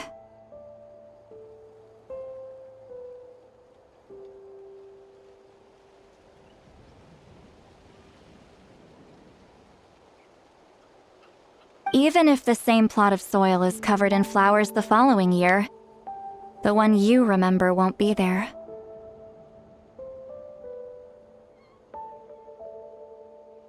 That's just how it is. Most of the people in my life will be gone one day, just like a flower. Getting close means losing friend after friend for hundreds of years, until the weight of their memories crushes my soul.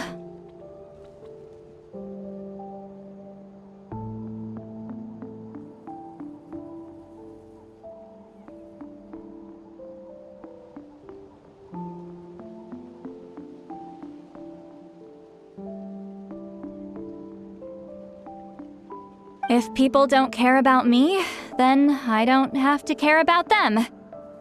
It's better if the people in my memories are nothing more than fleeting strangers.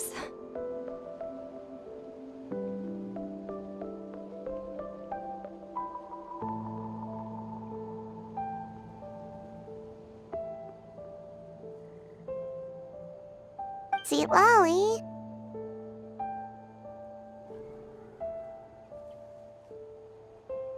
You won't live as long as me, so you don't have to worry about that.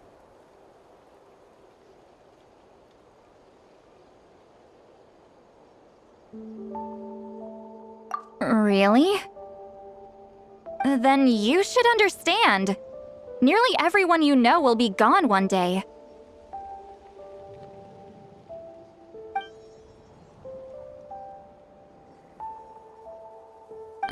Traveler?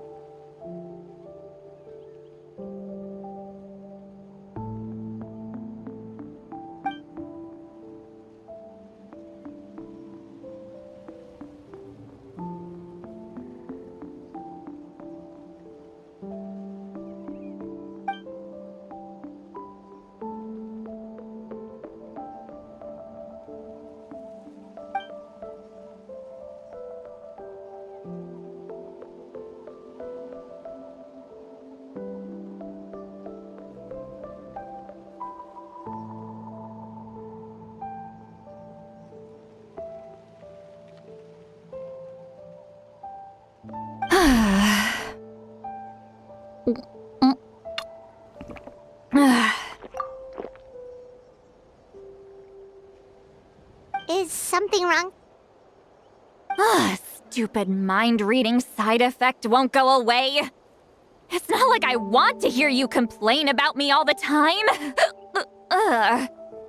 Okay, she's definitely drunk. See, Lolly, maybe take it easy? At this rate, you might sleep past noon tomorrow. I'm not drunk. I remember everything the traveler said. Just gotta think of a response. I'll think of something. Uh-oh, not this again. Is she asleep? I'm fine. Can get home by myself. Is she talking in her sleep or talking to us? She seems kind of out of it. Bye. Gonna walk back alone. Need some time to think. All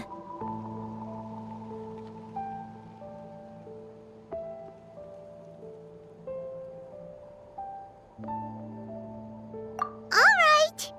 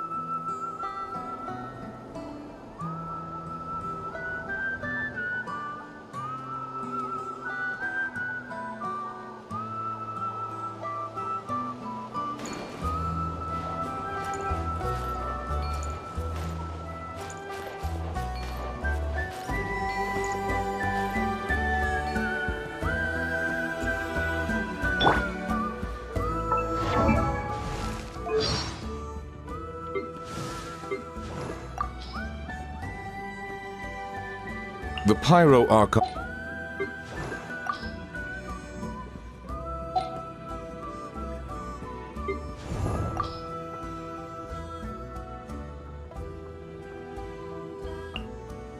I hear many merchants.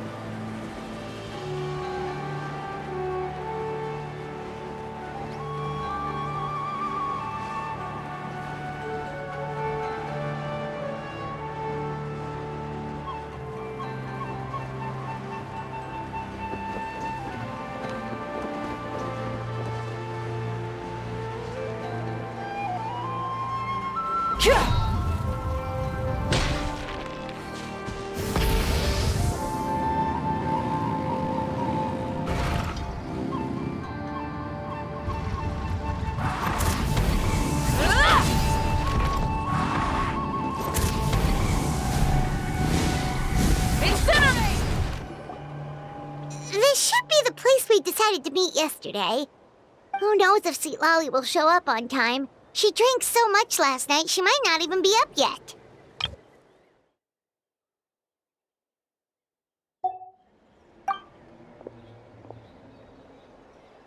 Ahem.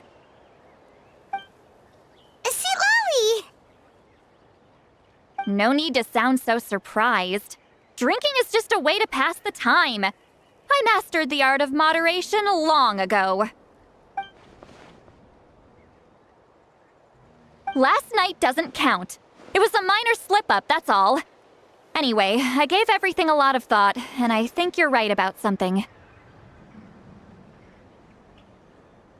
The Battle of Seven Colors holds the key to a lot of the answers I've been searching for. So that's why you're here so early.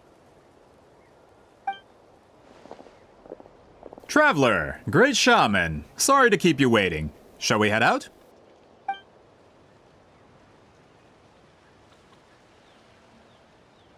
Just follow me. I'll confirm the location myself.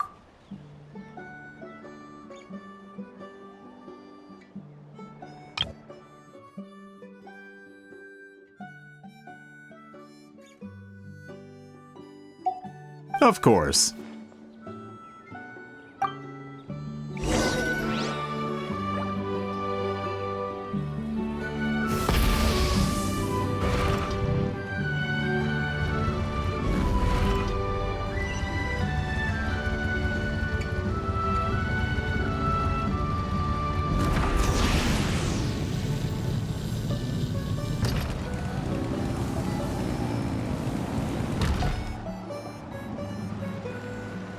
This should be it.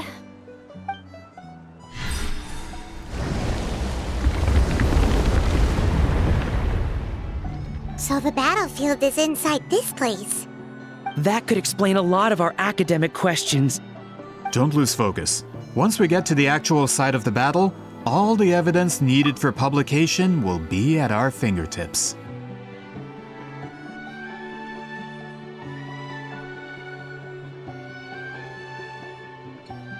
Everyone ready?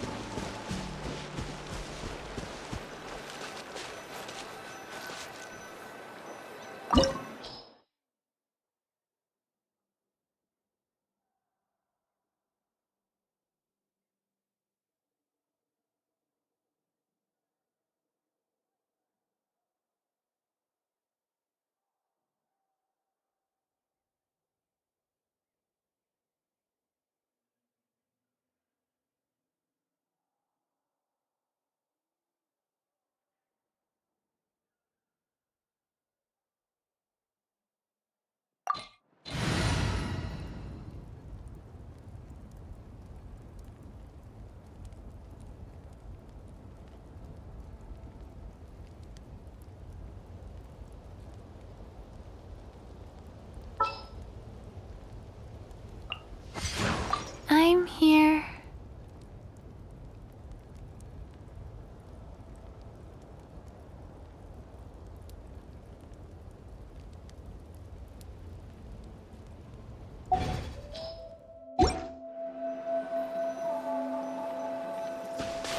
Light it up! Life goes on.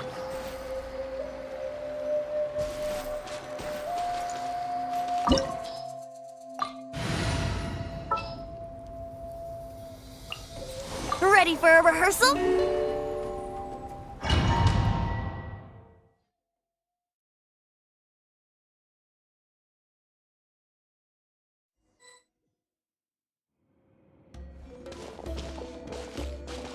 So the Abyss invaded through a cave like this? When the Abyss first began to corrode the ley lines, they took every opening they could get. All the items here should be useful for our research. You're not to touch a single one without my nod of approval. I don't support invasive excavation techniques either. Ah, of course. I'll defer to the experts on this matter. Well, Shall we continue?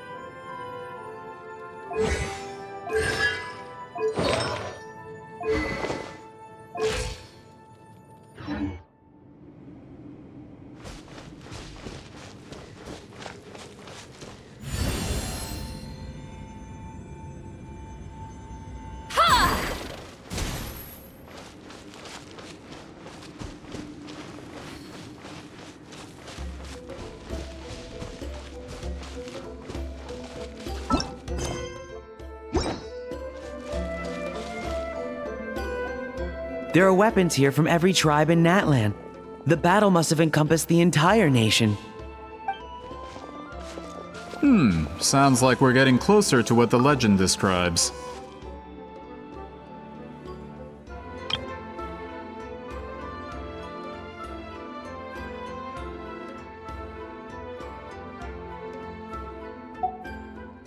But all we can really say is that a battle took place here.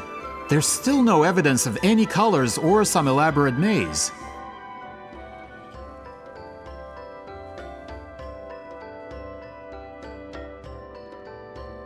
Wow, you're really invested in the Battle of Seven Colors.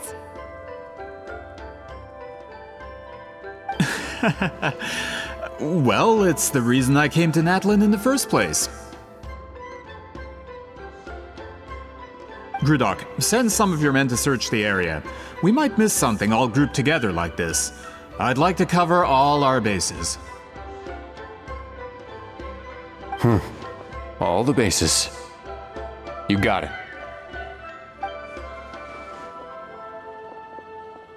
Don't jump to conclusions. Of course this isn't the site of the actual battle. We have to keep going.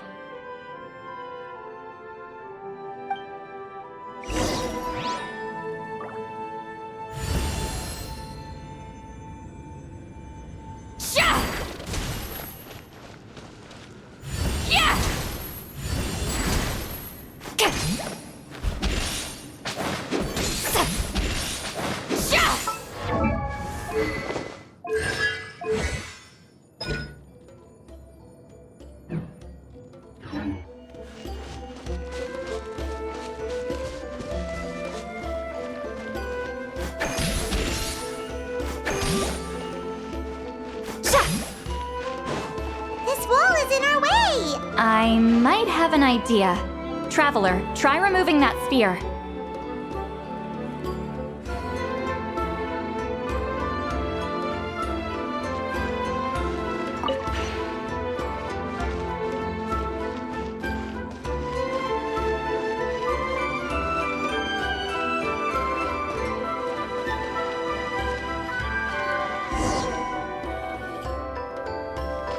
Whoa, we passed straight through! What was that? Some kind of color magic?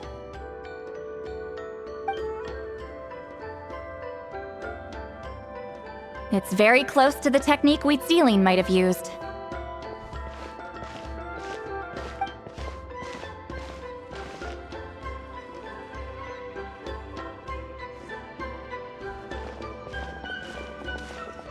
That's it?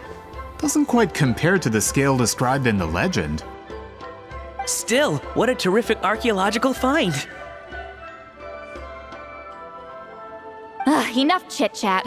We should keep going. The deeper we go, the more we'll find.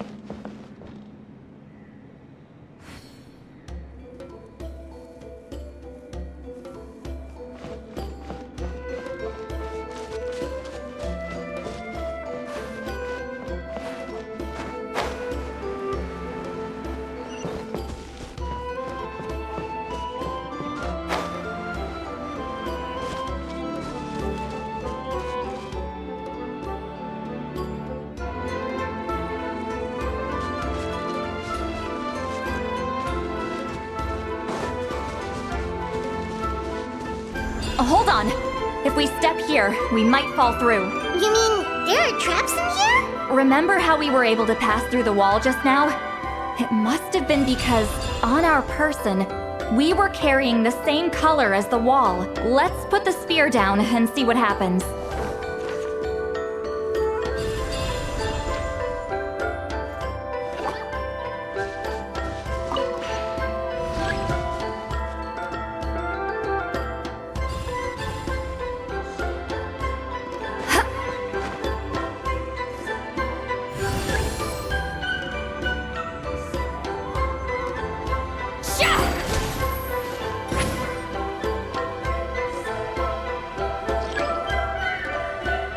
Whoa, you're right. We can keep going now.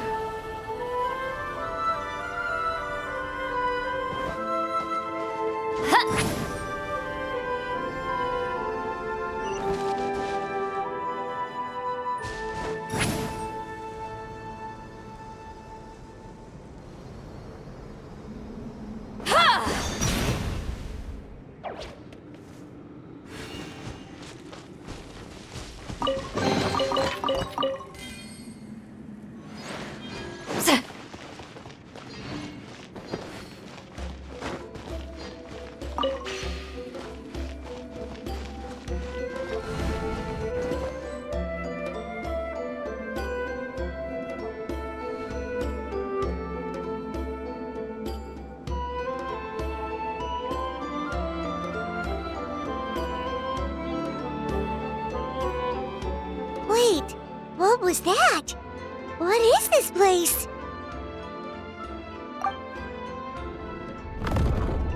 Look! A maze made of colors.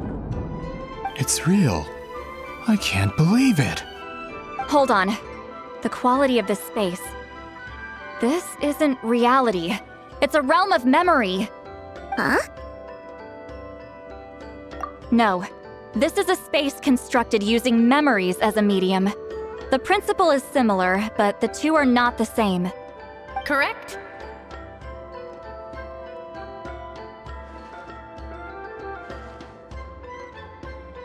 Wheat ceiling?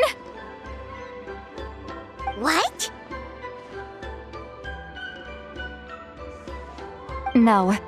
It's just a trace of her consciousness left behind after creating this space. Friends, this is my question to you. What is our strongest weapon against the abyss? In my opinion, it's memory. After all, is it not after losing the capacity for memory, love, and compassion that our enemies fell to the abyss? That is why, with our memories, we possess a power the abyss cannot hope to match. I have discovered the perfect medium for us to wield that weapon. You know it as color. The more cherished the memory, the more vivid its color. As memories disappear, their color fades first. That is why color is the best vehicle to wield the power of memory. Guided by vibrant colors, your capacity for memory is what will allow you to navigate this maze. Without that capacity, enemies will fail to cross the barrier in front of them and be trapped here for eternity. So, be brave, my friends, and march forward! Any ideas, Sweet Lolly? Sounds like she left a tutorial. Not surprising. She always did have to handhold her talentless students.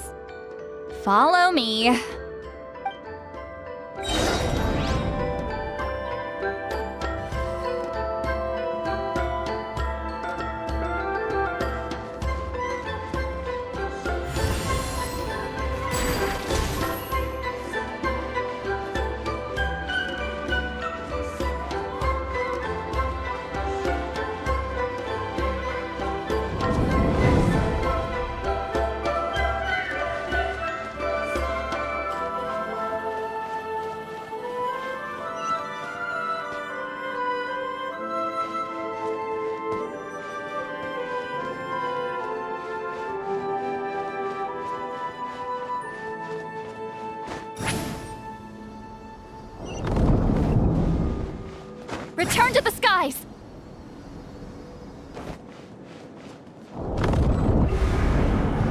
monsters here too? Abyss creatures.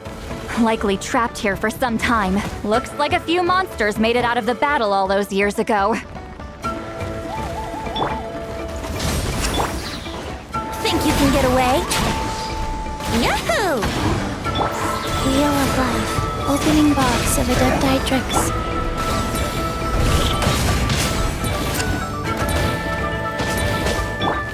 Fulfill our pact! You two! Time to end them!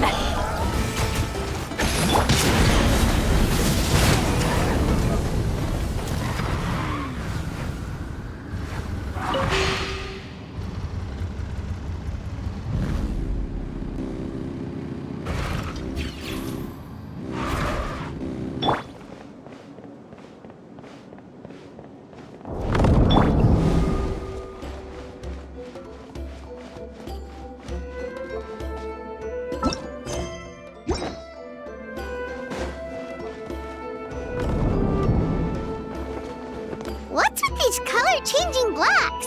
You and Sea Lolly fell through all of a sudden. You scared Paimon half to death. Must be one of the mechanics of the maze. I'm guessing the purpose is to help allies navigate this place.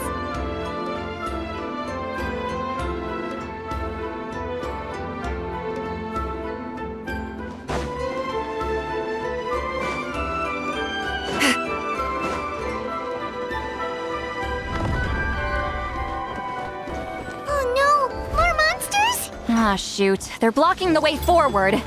Let's get rid of them.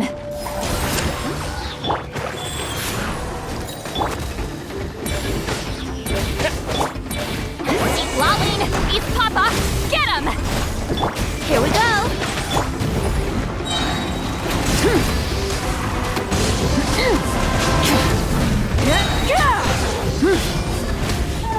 Light up the blazing sun!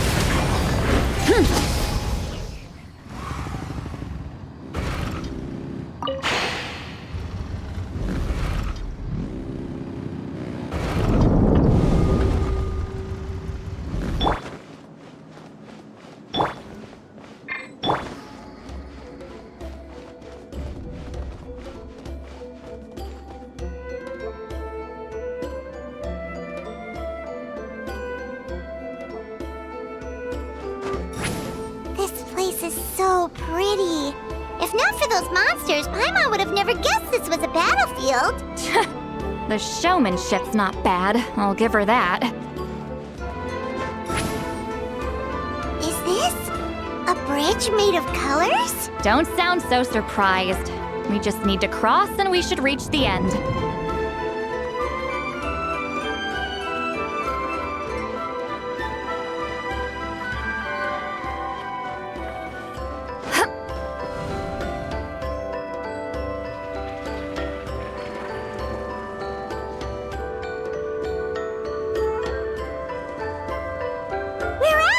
Looks like we made it through the maze.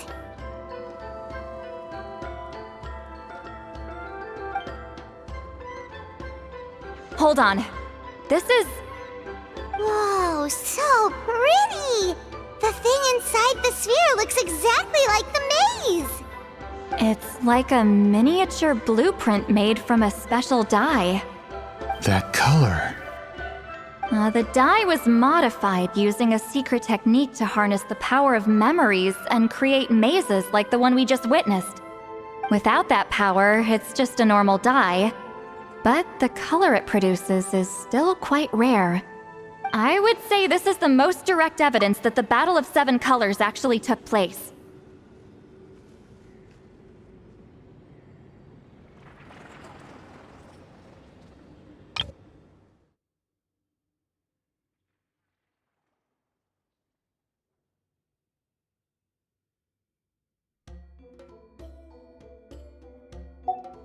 The expert has spoken!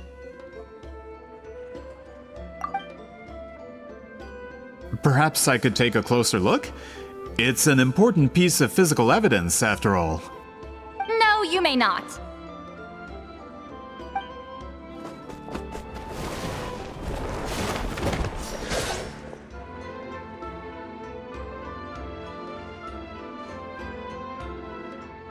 What are you doing? Ah, you noticed my signal. Not bad, Traveler. We make a good team. Huh. So, you've been watching me. A self-proclaimed book merchant who's never heard of Shogun Almighty reborn as Raiden with unlimited power? Please, that work was a commercial success across Teyvat.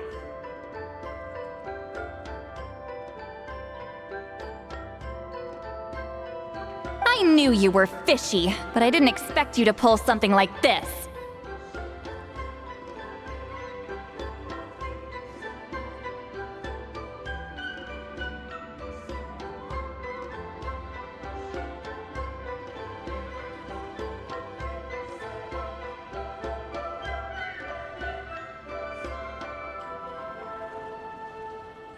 Monsieur Montluçon, we just need a few pictures for our research, not the artifact itself. What if it gets damaged or destroyed?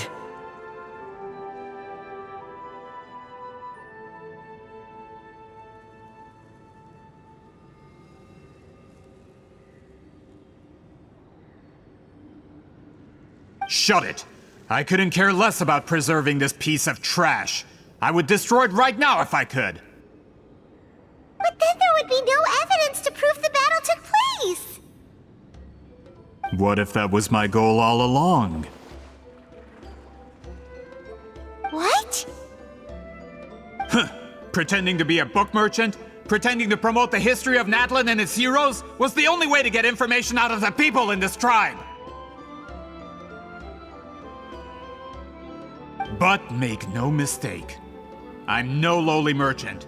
I am the future owner of the largest printing company in all of Teyvat!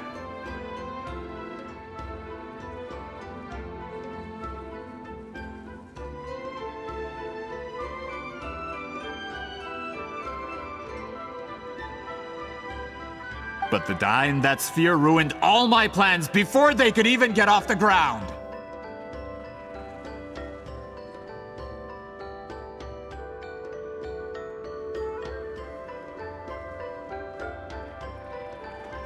We've received a report that your advertisement in the paper makes false claims.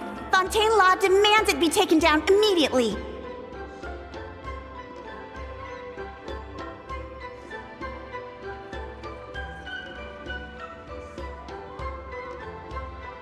False claims? The dye I advertised is an unprecedented innovation. It produces colors of unmatched radiance. Unfortunately, its qualities are neither unprecedented nor unmatched. According to the lady who made the report, she saw a woven scroll in Natlan made with a similar dye. Even more miraculous, that substance dates back hundreds of years. How? Creating this dye is the culmination of my entire life's work! You're telling me I'm hundreds of years too late? Calm down, sir! Sorry, it's just... I know this product will be a hit. The economic boost to Fontaine will be huge! We just need to advertise it as written.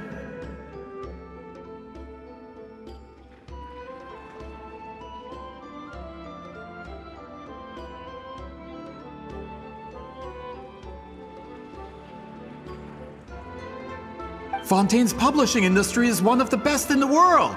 All we need to do is publish something in the paper, and all of Teyvat will think it was our invention first.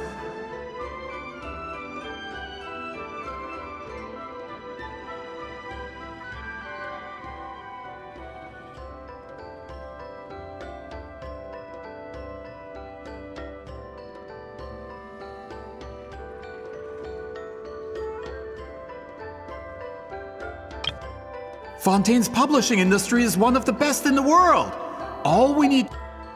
We don't need to worry about more reports. Fontaine is far more advanced than Natlan. No one will believe such an innovative product could come from a place like that. That goes against all of Fontaine's advertisement regulations. We can't do that. What if I give you a portion of the profits? All you have to do is let the advertisement stay. You're trying to bribe me? Careful. I'm dangerously close to reporting this to Monsieur Novelette. I knew if I was just allowed to market my product, it would be a hit. A bestseller even. I would be a giant in the printing industry. But now, no one will see it as anything more than a poor imitation marketed centuries too late. No matter how good the product actually is, not a single one will sell. I will never accept that someone from this backwoods, ignorant nation could come up with that dye. Not 200 years before me! Even when the truth is right in front of you?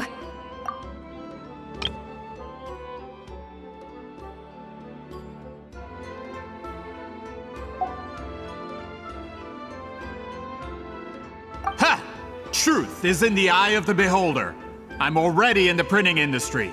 I can go into publishing, no problem. All I have to do is destroy this sphere, write a detailed report about my findings, and publish it around the world. Then, the so-called truth becomes your word against mine.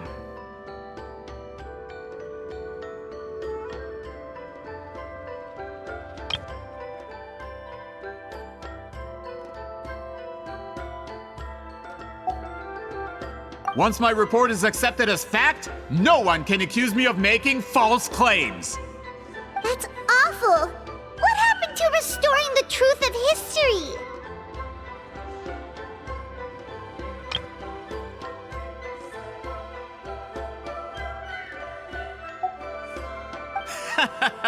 That plan hasn't changed. I will continue to spread my truth for all of Teyvat to see.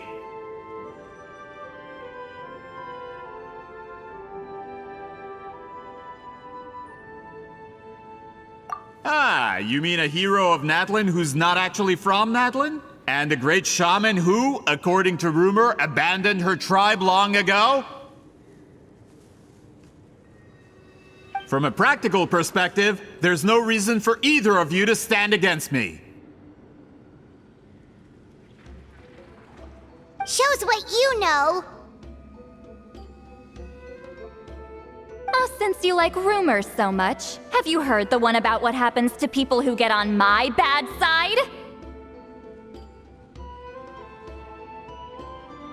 Ah, the wrath of Granny Itzli. Like I said, our interests aren't at odds. I knew from the beginning that you would accept my invitation, considering Huitzilin was your rival.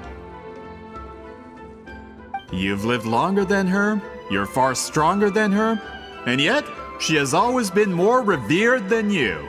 Now, that can change. With the backing of the printing industry, I can take any book and send it to all four corners of Teyvat. This part of Natlan's history will be mine to tell.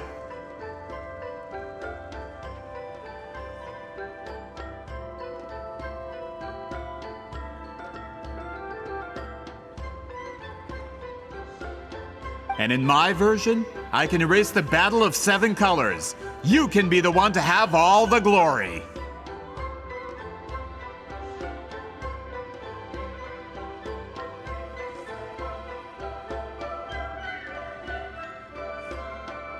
That's not real history. That's a no then? Your history means nothing to me. But it's not allowed to stand in the way of my Mora. Done running your mouth? Good. Before handing you over to the tribe, I think I'll have my way with you first. If this comes to a fight, per my contract, you're gonna have to go through me. That's right.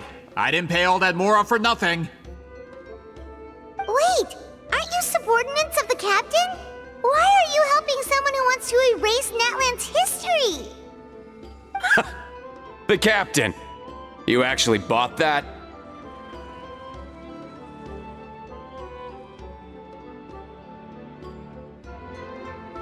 United in the pursuit of Mora, we travel the land to collect debts. Our loyalty is to Regreater, his interests, and his wealth.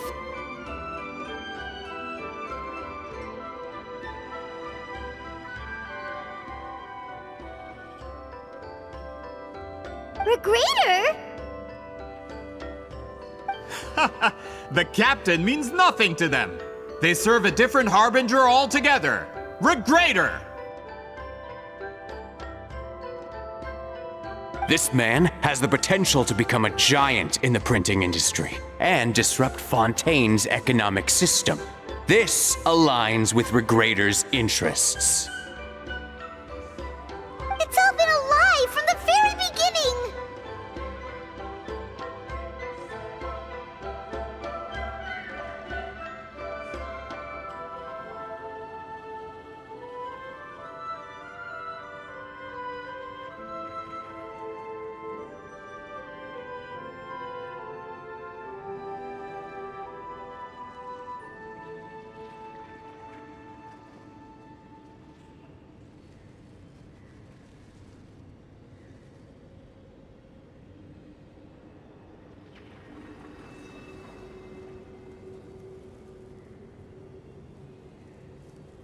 I don't care who you serve.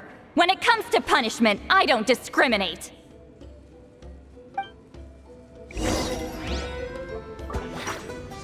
Fulfill our pact!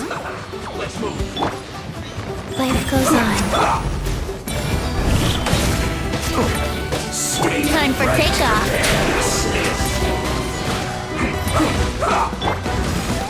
Rise with the sun! This isn't good.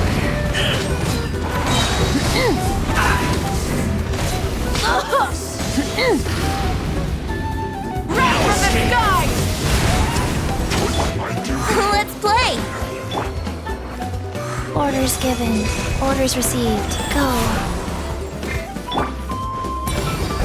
So soon? You two! Time to end them!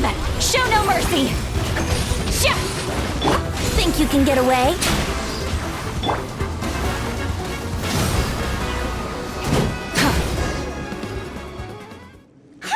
That's what you get for messing with the hero of Natlan and Granny Eatsley. They could give Regrader a run for his Mora. When did this person get so strong? Looks like the men following the captain failed to update us on the latest intelligence.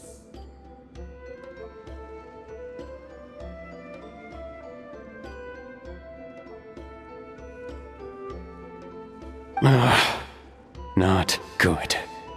This is becoming more trouble than it's worth. You're on your own!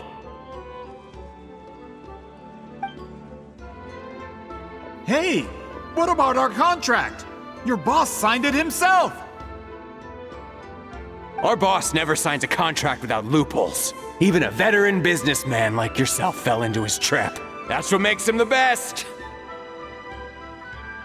Go home and read the fine print. All I did was trigger the exculpatory clause.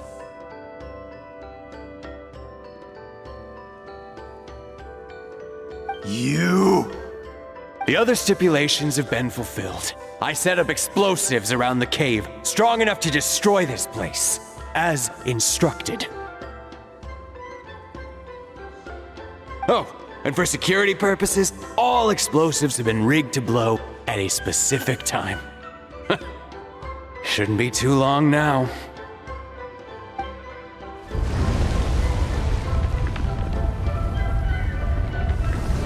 What? This whole place is gonna collapse? You were supposed to wait until I made it out! Are you trying to kill me? That depends on how fast you can run. I'm off. Oh!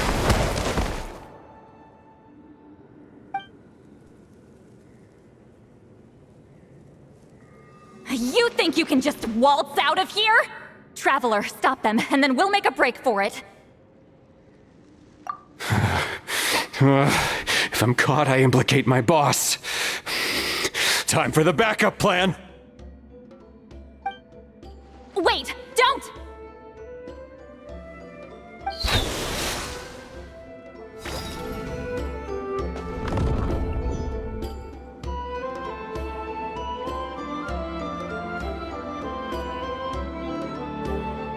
Where are we? Back in the maze? Our surroundings look different, though. What did that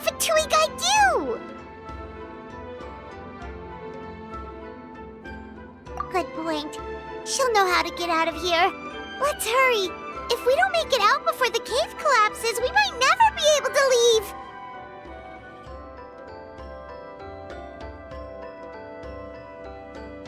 Let's see. Seat Lally!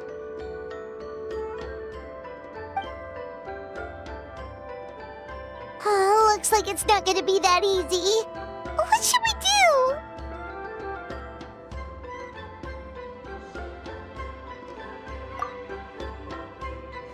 The special color? The one you saw in that woven scroll? Why would it appear around here? You're right. Lead the way, traveler.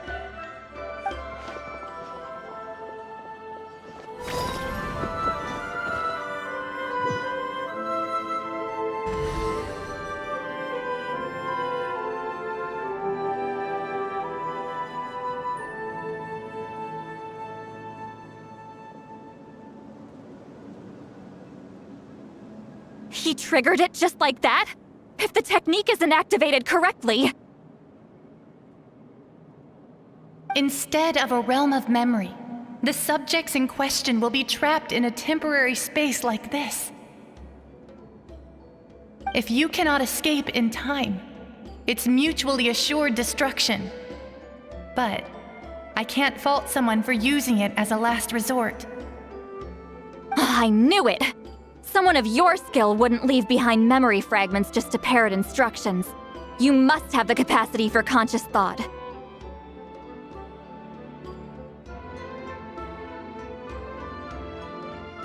I appreciate the compliment. It's been a long time, my friend. This is no time for a reunion! The cave outside is about to collapse. I know time flows differently in this place, but that still doesn't leave us much time.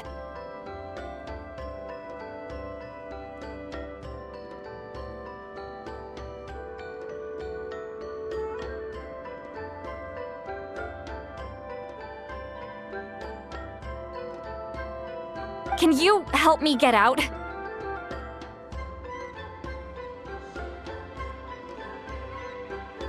You misunderstand, Seat Lolly. I'm nothing more than a fragment of memory. There's... What do you mean? This space can be manipulated, right? The exit of your maze. I remember its structure. If I create an exit here, I can leave.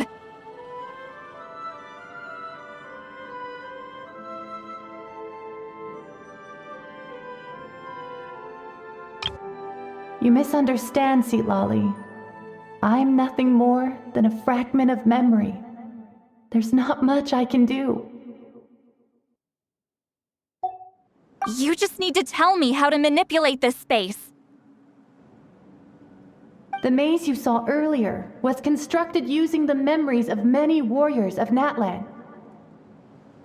When people leave deep impressions on each other, their memories form connections.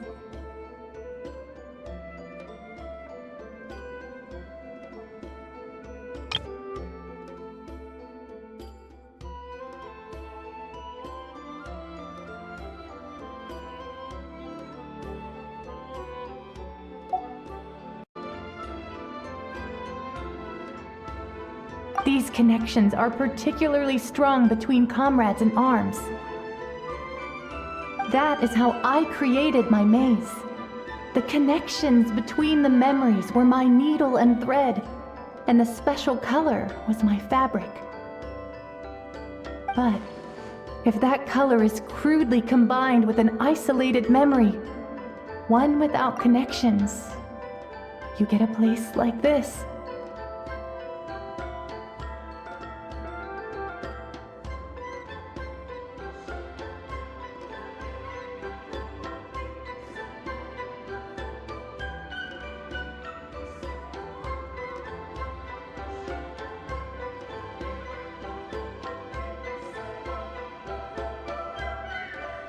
This space is a combination of my color and your memories.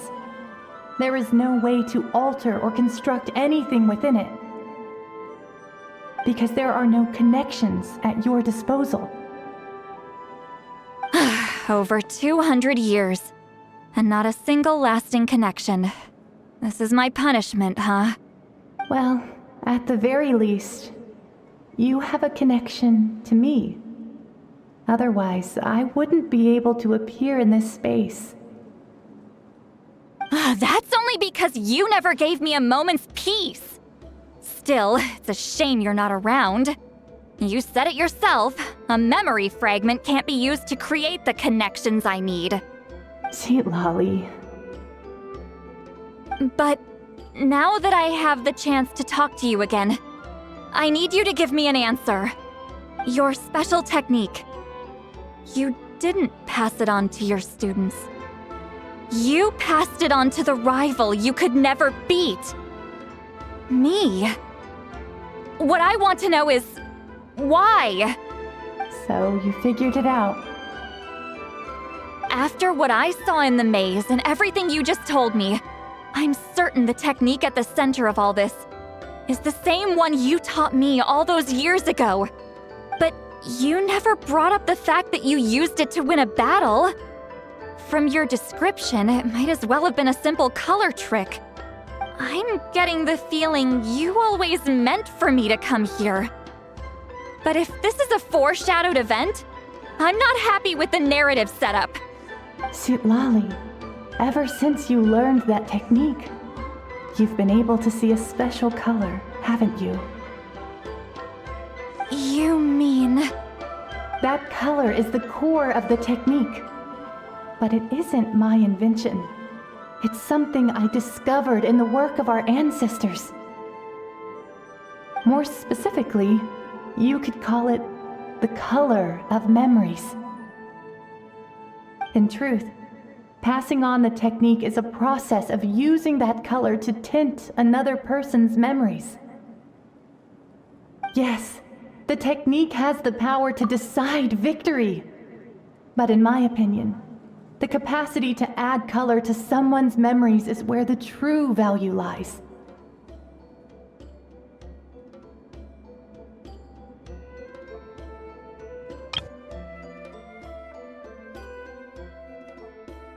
You are fated to live a far longer life than me, Lolly. I couldn't bear the thought of all those years existing as a blank canvas in your memory. So I wanted to leave a little color behind. Your color, you mean?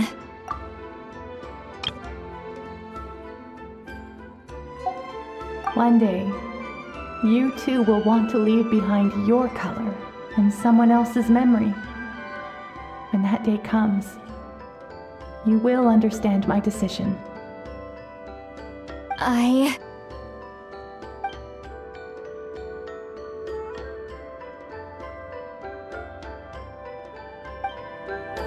have to get out of here. That's the only way to rescue them.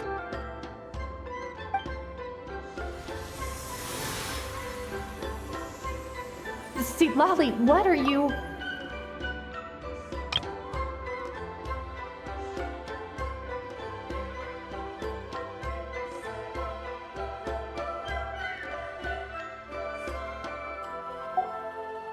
I understand the true principle of this technique now.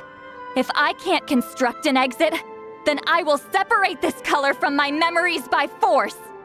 But you could lose a portion of your memories that way. I know, but my memory is just a blank canvas I've neglected for 200 years. My friends are worth the risk. Traveler?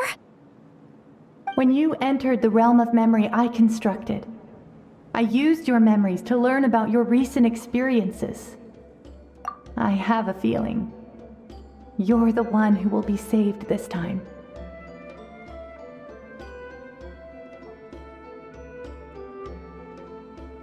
After 200 years, someone has appeared by your side, the kind of person I could have never anticipated.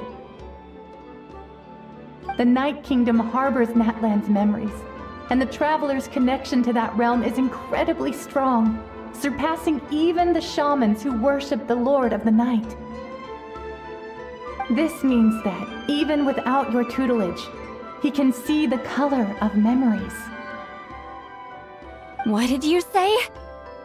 Although he doesn't know how to wield it, he unknowingly left behind a trace of color in your memories.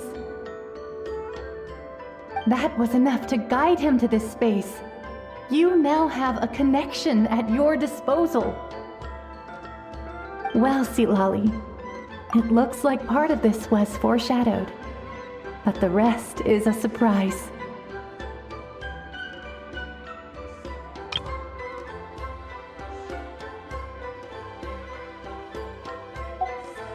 Traveler? Traveler!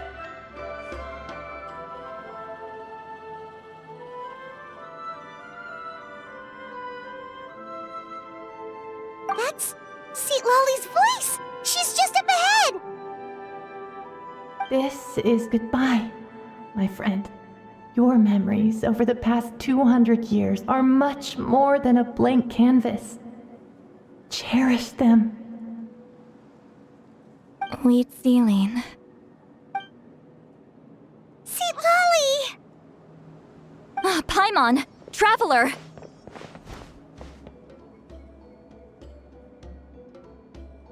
Hold my hand.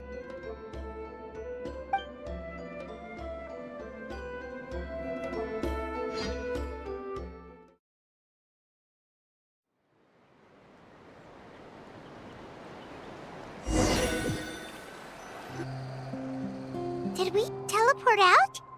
Man, that place was so... Woo! We made it out just in time!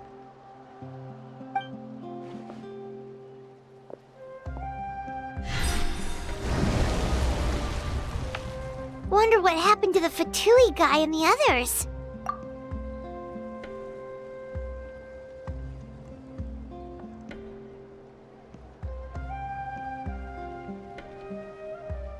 He was most likely trapped inside that space, just like us. The external structures supporting that space would have collapsed with the ruin. Unless he managed to escape, he would have been crushed.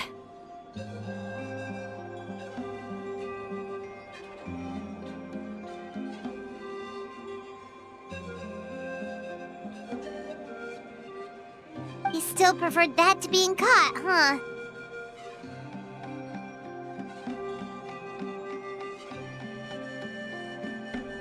They were standing a bit further away, right? They probably weren't pulled into the space.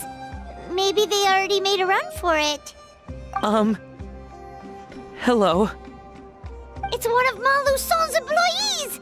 Quick, restrain him! Oh, I can explain. I had no idea Malu-san was such a terrible person.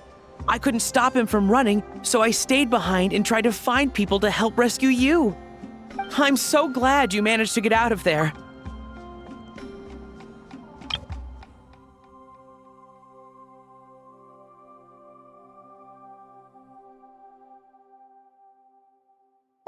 Either way, the guards will take you back to the tribe.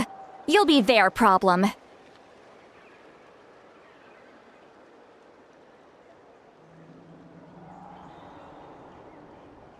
I understand. Anyway, I'm not here to harp on you. I just need to know one thing. Which way did he run?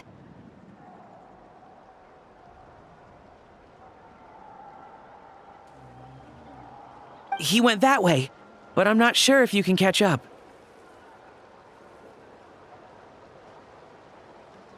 That way? Huh.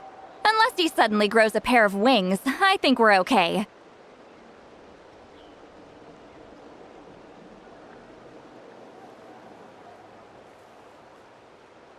Traveler, Paimon, come with me.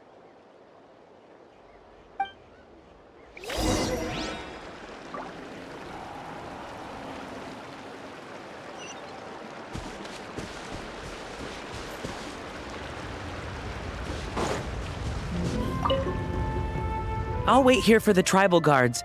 I'm so sorry the ruin was destroyed. I'll wait here for the tribal guards. I'm so sorry the ruin was destroyed.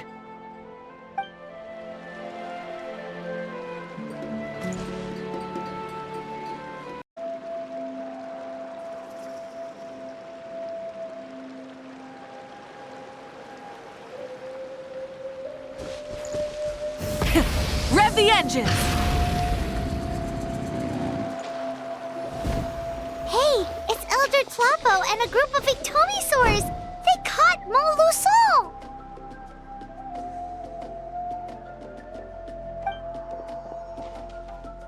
Something felt off about him yesterday, so I set a few things in motion. Looks like it's time for that foreshadowing to pay off.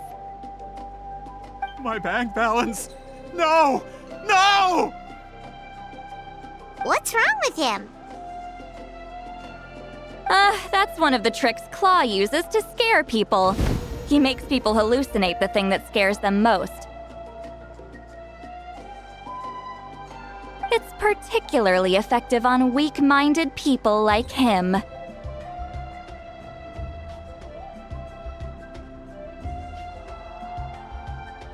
Serves him right!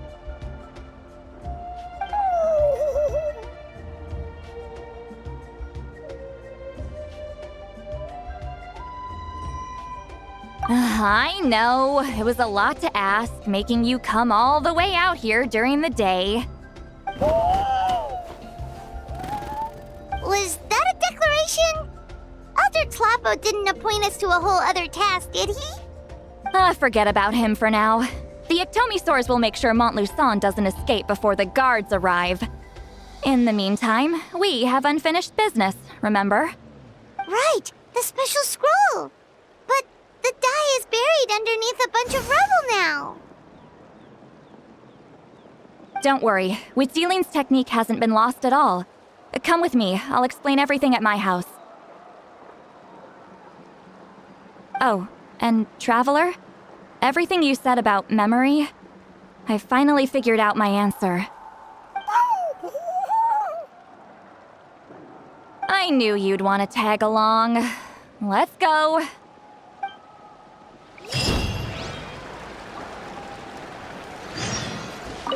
My bank balance.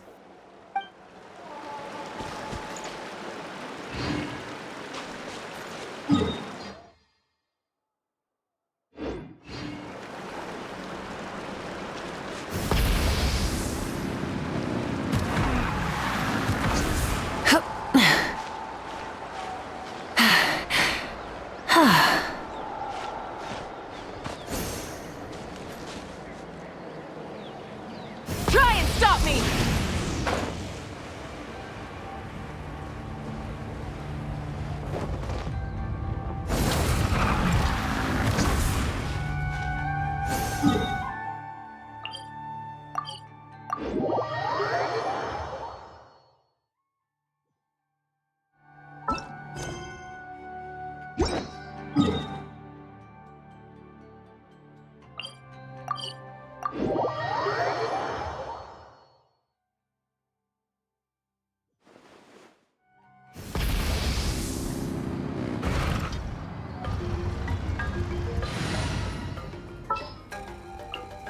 The campaign begins. I've been waiting for you for ages.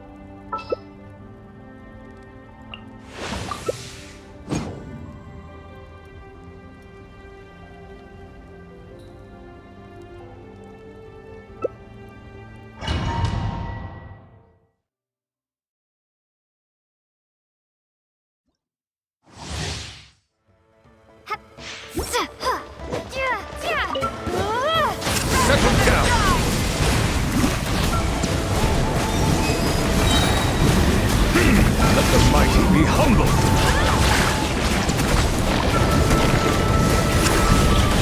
Bow your head.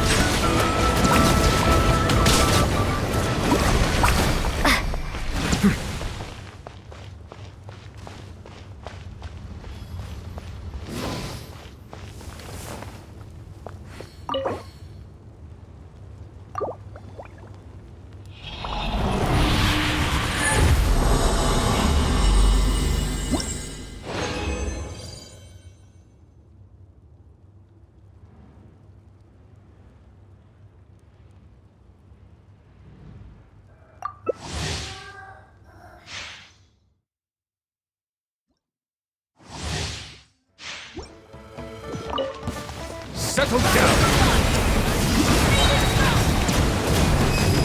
Be sanctified.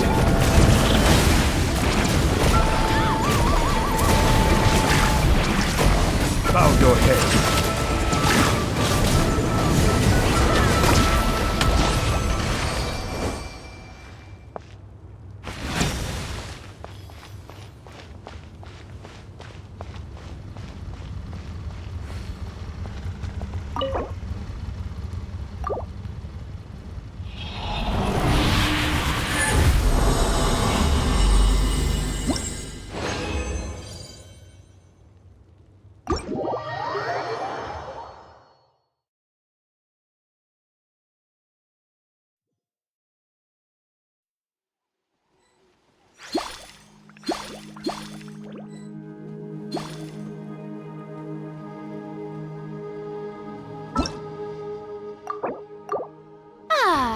May I present?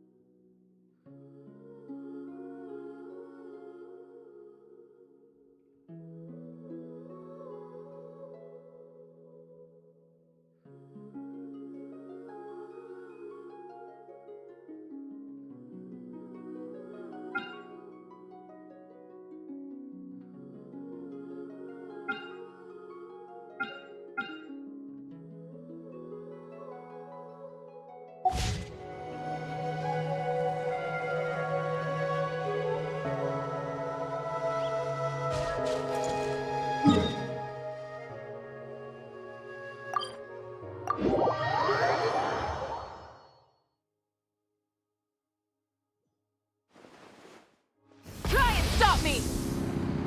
Add astro.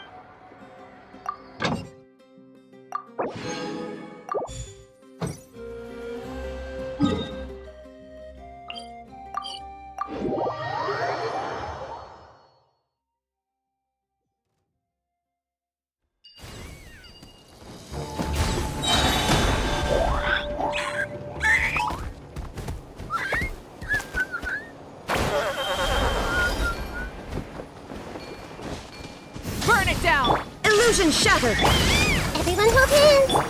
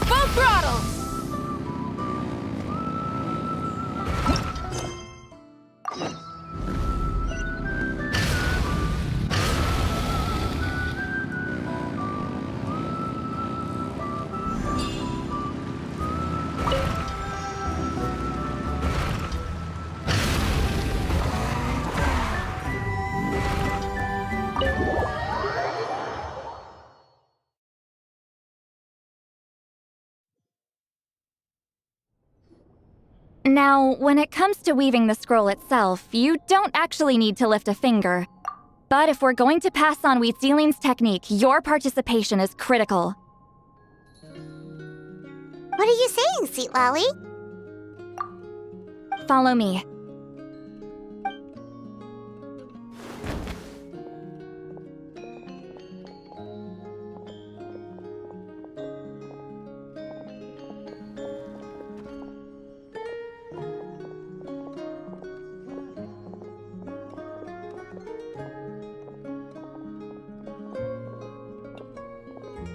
Whoa, look at this place. Do you weave scrolls too? Scrolls. Scrolls? I thought you were going to show me your masterpiece. That I am, old friend. The technique I'm about to show you directly relates to woven scrolls. Fine. What is it? Something that can turn the tide of war or prevent a great disaster? You probably want to challenge me, right? I know you don't have the strength for a real fight, so I'll let you beat me with words. Old friend, my life is nearing its end. I'm afraid I don't have time for another match. Hey. Don't worry. I trust in the belief of our tribe that death is not the end, but the beginning of a new existence in the Night Kingdom, where everything is made of memories. So, do you know why our ancestors insisted on using colorful, woven scrolls to record our history? Because history is the memory of a people. We give our scrolls an orange hue, so the dead can still feel the warmth of the setting sun. We decorate them with kernels of grain fruit, so the dead can still enjoy the abundance of our harvests. I know that, but something this important? Why entrust it to me and not one of your students? As your friend, I admit, I'm being a bit selfish. I don't have long, Sitali. I'm not sure I can truly explain my decision. But I know you will understand one day. For now, will you accept my final request? Just this once. I understand now, Wheatsealing. Just like you said I would. Claw, help me move this outside. I'm going to color it.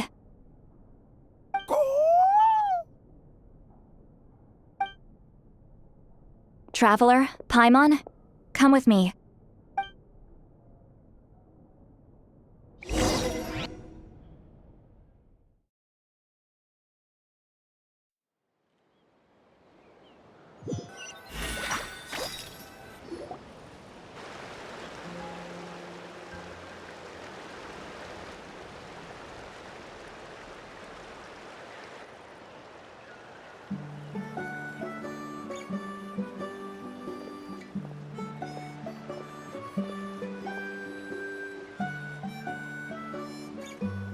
We are like birds, soaring through the horizons of time.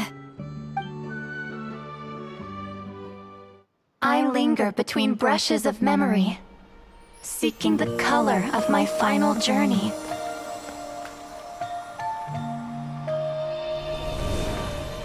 When I get there, may there be feathers to paint the sky, shades of rose.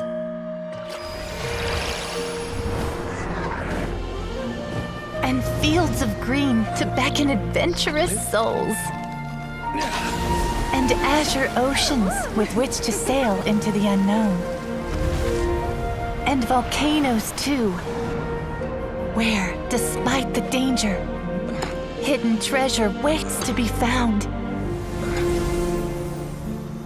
And graffiti art, of course. Without that color, just imagine the dullness of night. Anything else?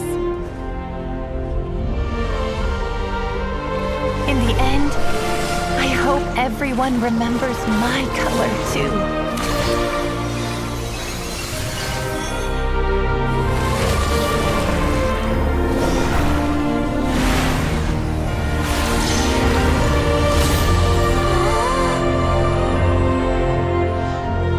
In the end, I hope everyone remembers your color too.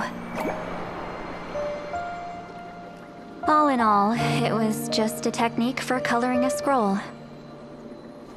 The task I'm entrusting to you is much more than that. Farewell, my friend.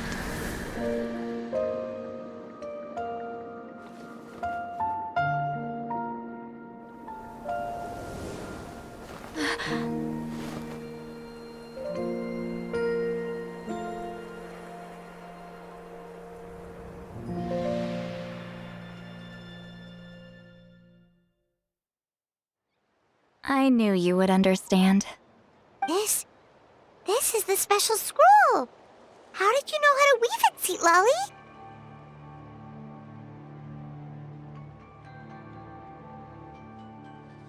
Hold on! You've lived for more than 200 years. You know how to weave the special scroll. That must mean... you're the one behind the gifts from the spirits!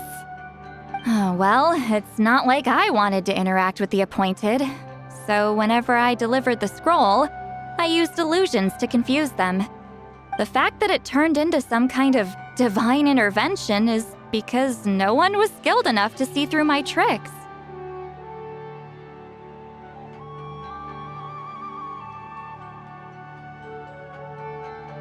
You've carried the duty alone for all these years? Even if you don't like interacting with people, why not teach someone else how to do it? Traveler, you can see the special color, right?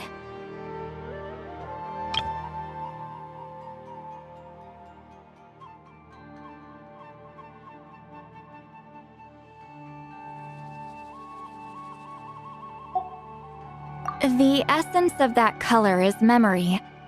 That means completing the special scroll is a process of searching for color within your memories.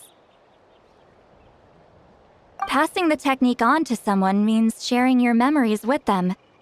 You need to leave traces of your color in their memory, and they must do the same. Even though I only confirmed that today, I've had suspicions for a long time.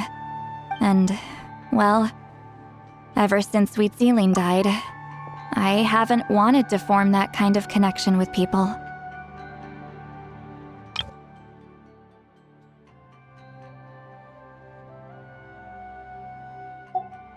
Oh, yeah.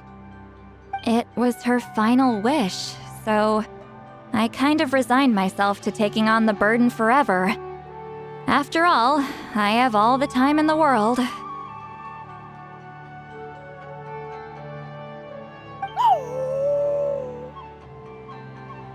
But Claw never stopped appointing new candidates to weave the scroll, despite knowing exactly how I felt about the situation.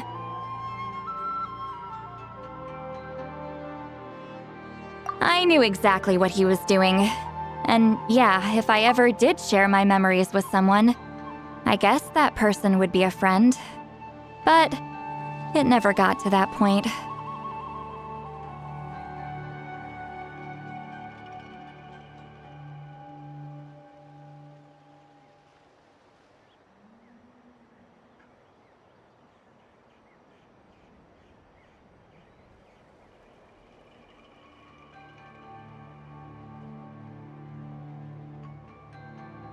This time, though, you win, Claw. Take this. I guess it's my response to what you told me the other night.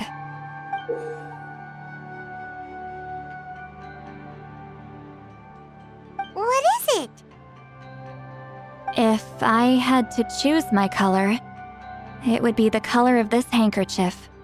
Countless people exist in my memories, and I know one day that will be my fate, too. A memory living on in someone else's head.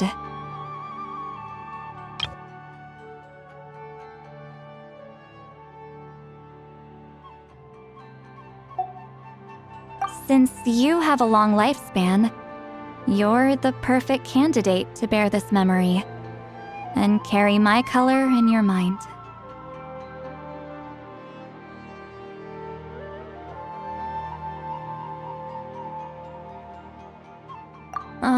Just keep it safe. And you better not forget my color when I'm gone. Whoa. It's a little early to talk about death, don't you think? It's only been a few seconds since we made the friendship official.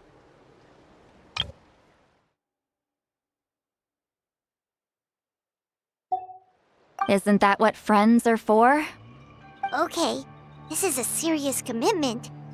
Well, Seat Lolly, if the Traveler's going to leave their color in your mind too, it'll probably be gold, right? Actually, their mark is already there. Remember the mind-reading effect I couldn't fix? Well, I finally got to the bottom of it. Sharing senses allows communication to occur between the consciousness of different people. Naturally, memories are also involved in that process. Although I didn't know it at the time, we both have the ability to see the color of memory, which means that when I shared my senses with you, a connection was created between our memories. And that connection is what caused my original spell to go haywire.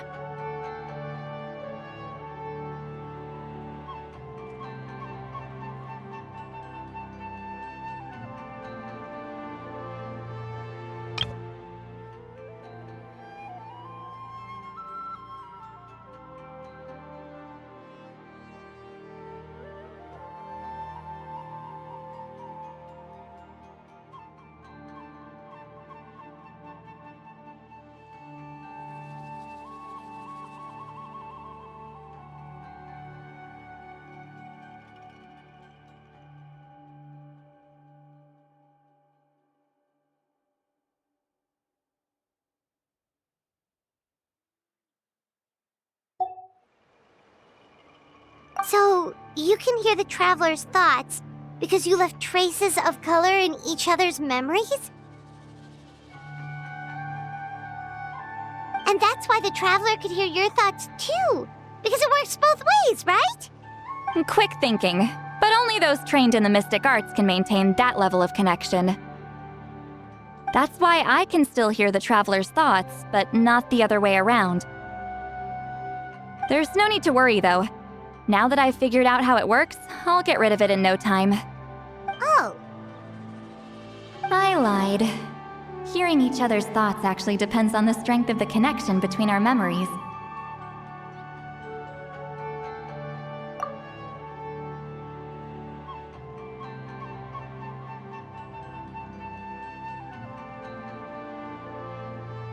So, after everything we just went through, I bet you can hear me again. I knew it.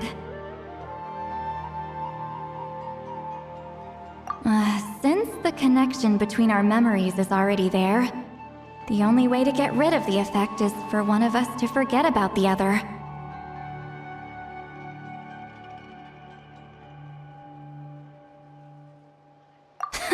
Just messing with you. I'm a legendary shaman of my tribe. Now that I know the cause, of course I can figure out how to fix it.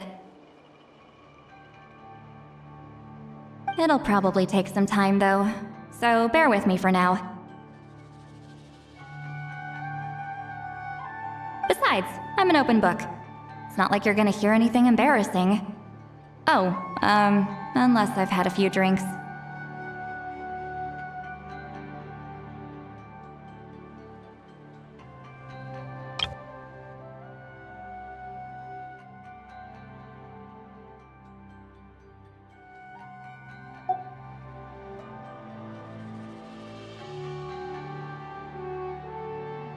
A shame? I mean, if you ever miss this whole telepathy mess, I could always share my senses with you again.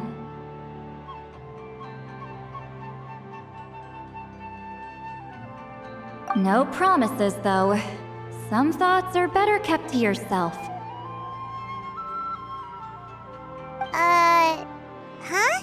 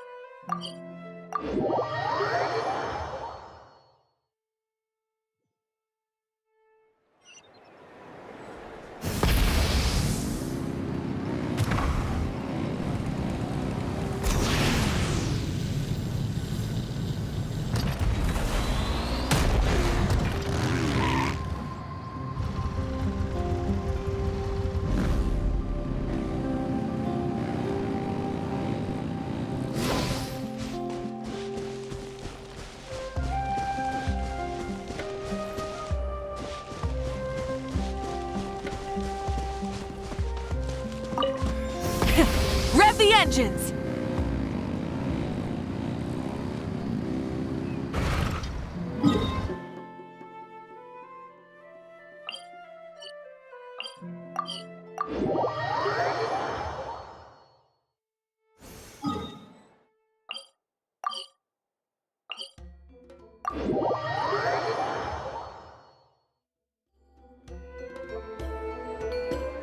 Try and stop me!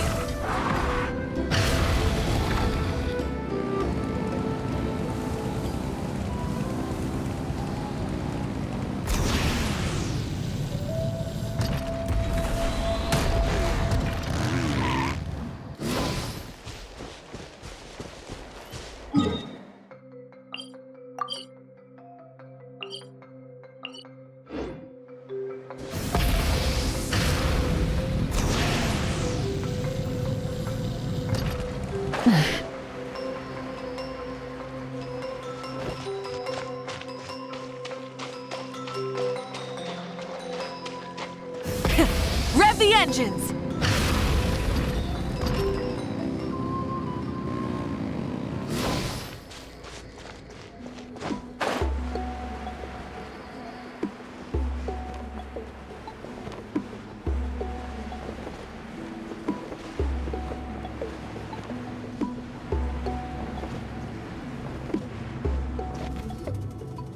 Ah, you did it? Your investigation into the Battle of Seven Colors must have been fruitful indeed. I do hope you share what you learned. Wow! The scroll is finished already! Elder Talapo's wisdom is never wrong. Yeah, we should explain. Take it away, Traveler!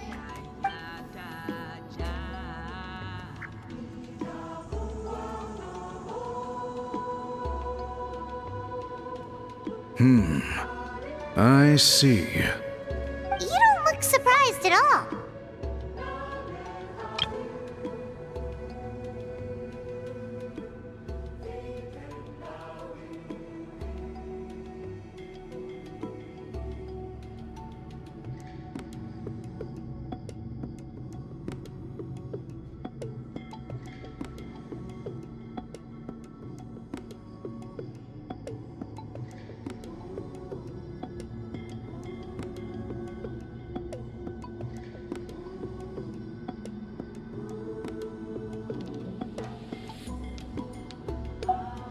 It makes perfect sense. History is the memory of a people. If we want to depict it, a dye derived from people's memories is, of course, the best choice. Now, it's just a matter of preserving this secret technique. From your description, it sounds like learning the technique requires the previous holder to share their memories. Well, yeah. In that case, I must work with our priests to reinvent the technique based on the principles you described. After all, memories are precious things, meant to be shared with those closest to us. I cannot take that choice away from you, Traveler. You completed your task admirably. Finding a way to carry on that legacy is now our duty. All right, we'll leave that to you. And please pass along my thanks to Granny Eastly. We interrogated the Fontanian merchant she apprehended, and it turns out he's the reason some among our tribe started to question our history.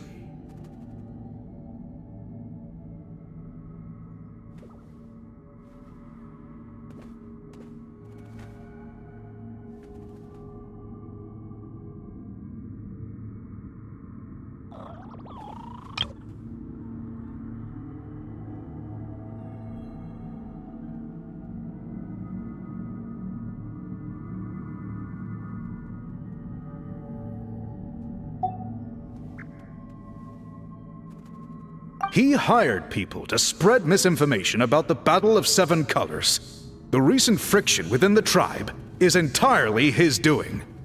We now have a record of his crimes, and will begin working with Fontaine authorities in a few days.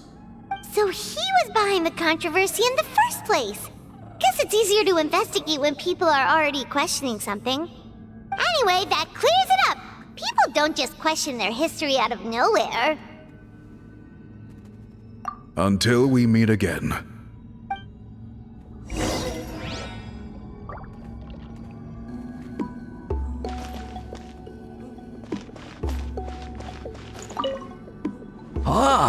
Natlan's victory against the Abyss!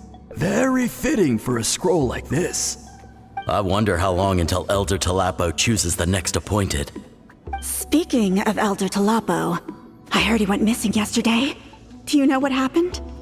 Elder Talapo works in mysterious ways.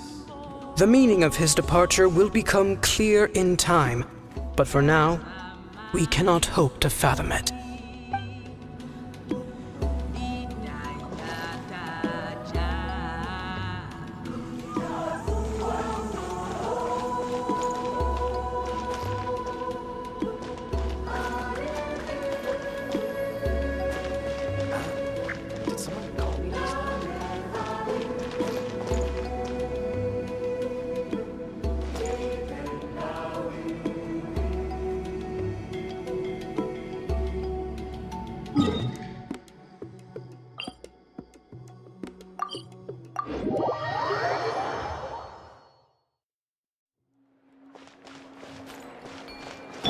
I see everything.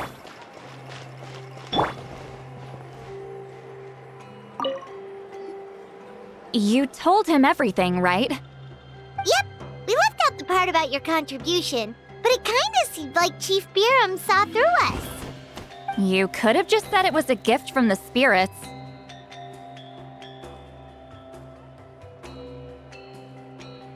I guess he is different from the previous chiefs.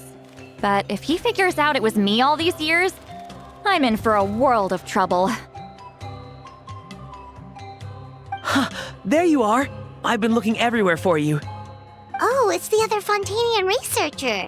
He wasn't taken away with his boss? Please, call me Allier. After questioning, the tribe absolved me of any serious wrongdoing, so here I am. I'll be heading back to Fontaine soon. No employer means no funding, after all. But I wanted to finish my investigation first. I'd like to ask some questions about Huitzilin. I want people outside of Natlan to hear her story, but my understanding still has some holes. Questions? Huh! Why should I let an Outlander tell our stories? Don't misunderstand. I have no intention of twisting your history or using it to make a profit. It's just honest curiosity, I assure you.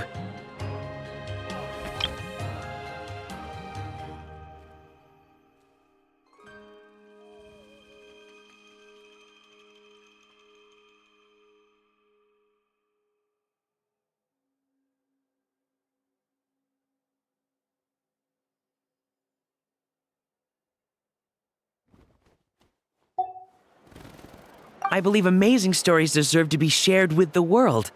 Culture thrives through dialogue and exchange.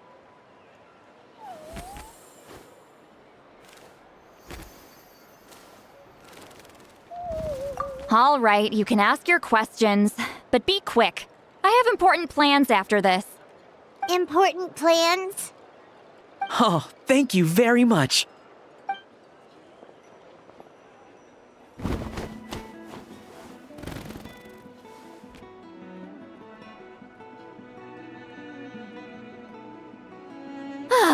Another day, another drained social battery.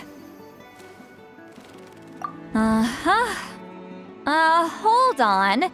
You owe me a pair of books. Oh, that! When it comes to light novels, your memory is like a steel trap, huh? You're telling me. Yeah, it's not gonna be easy. You might need to go to Yai Publishing House in person. But I don't need them right away. Just don't forget, okay?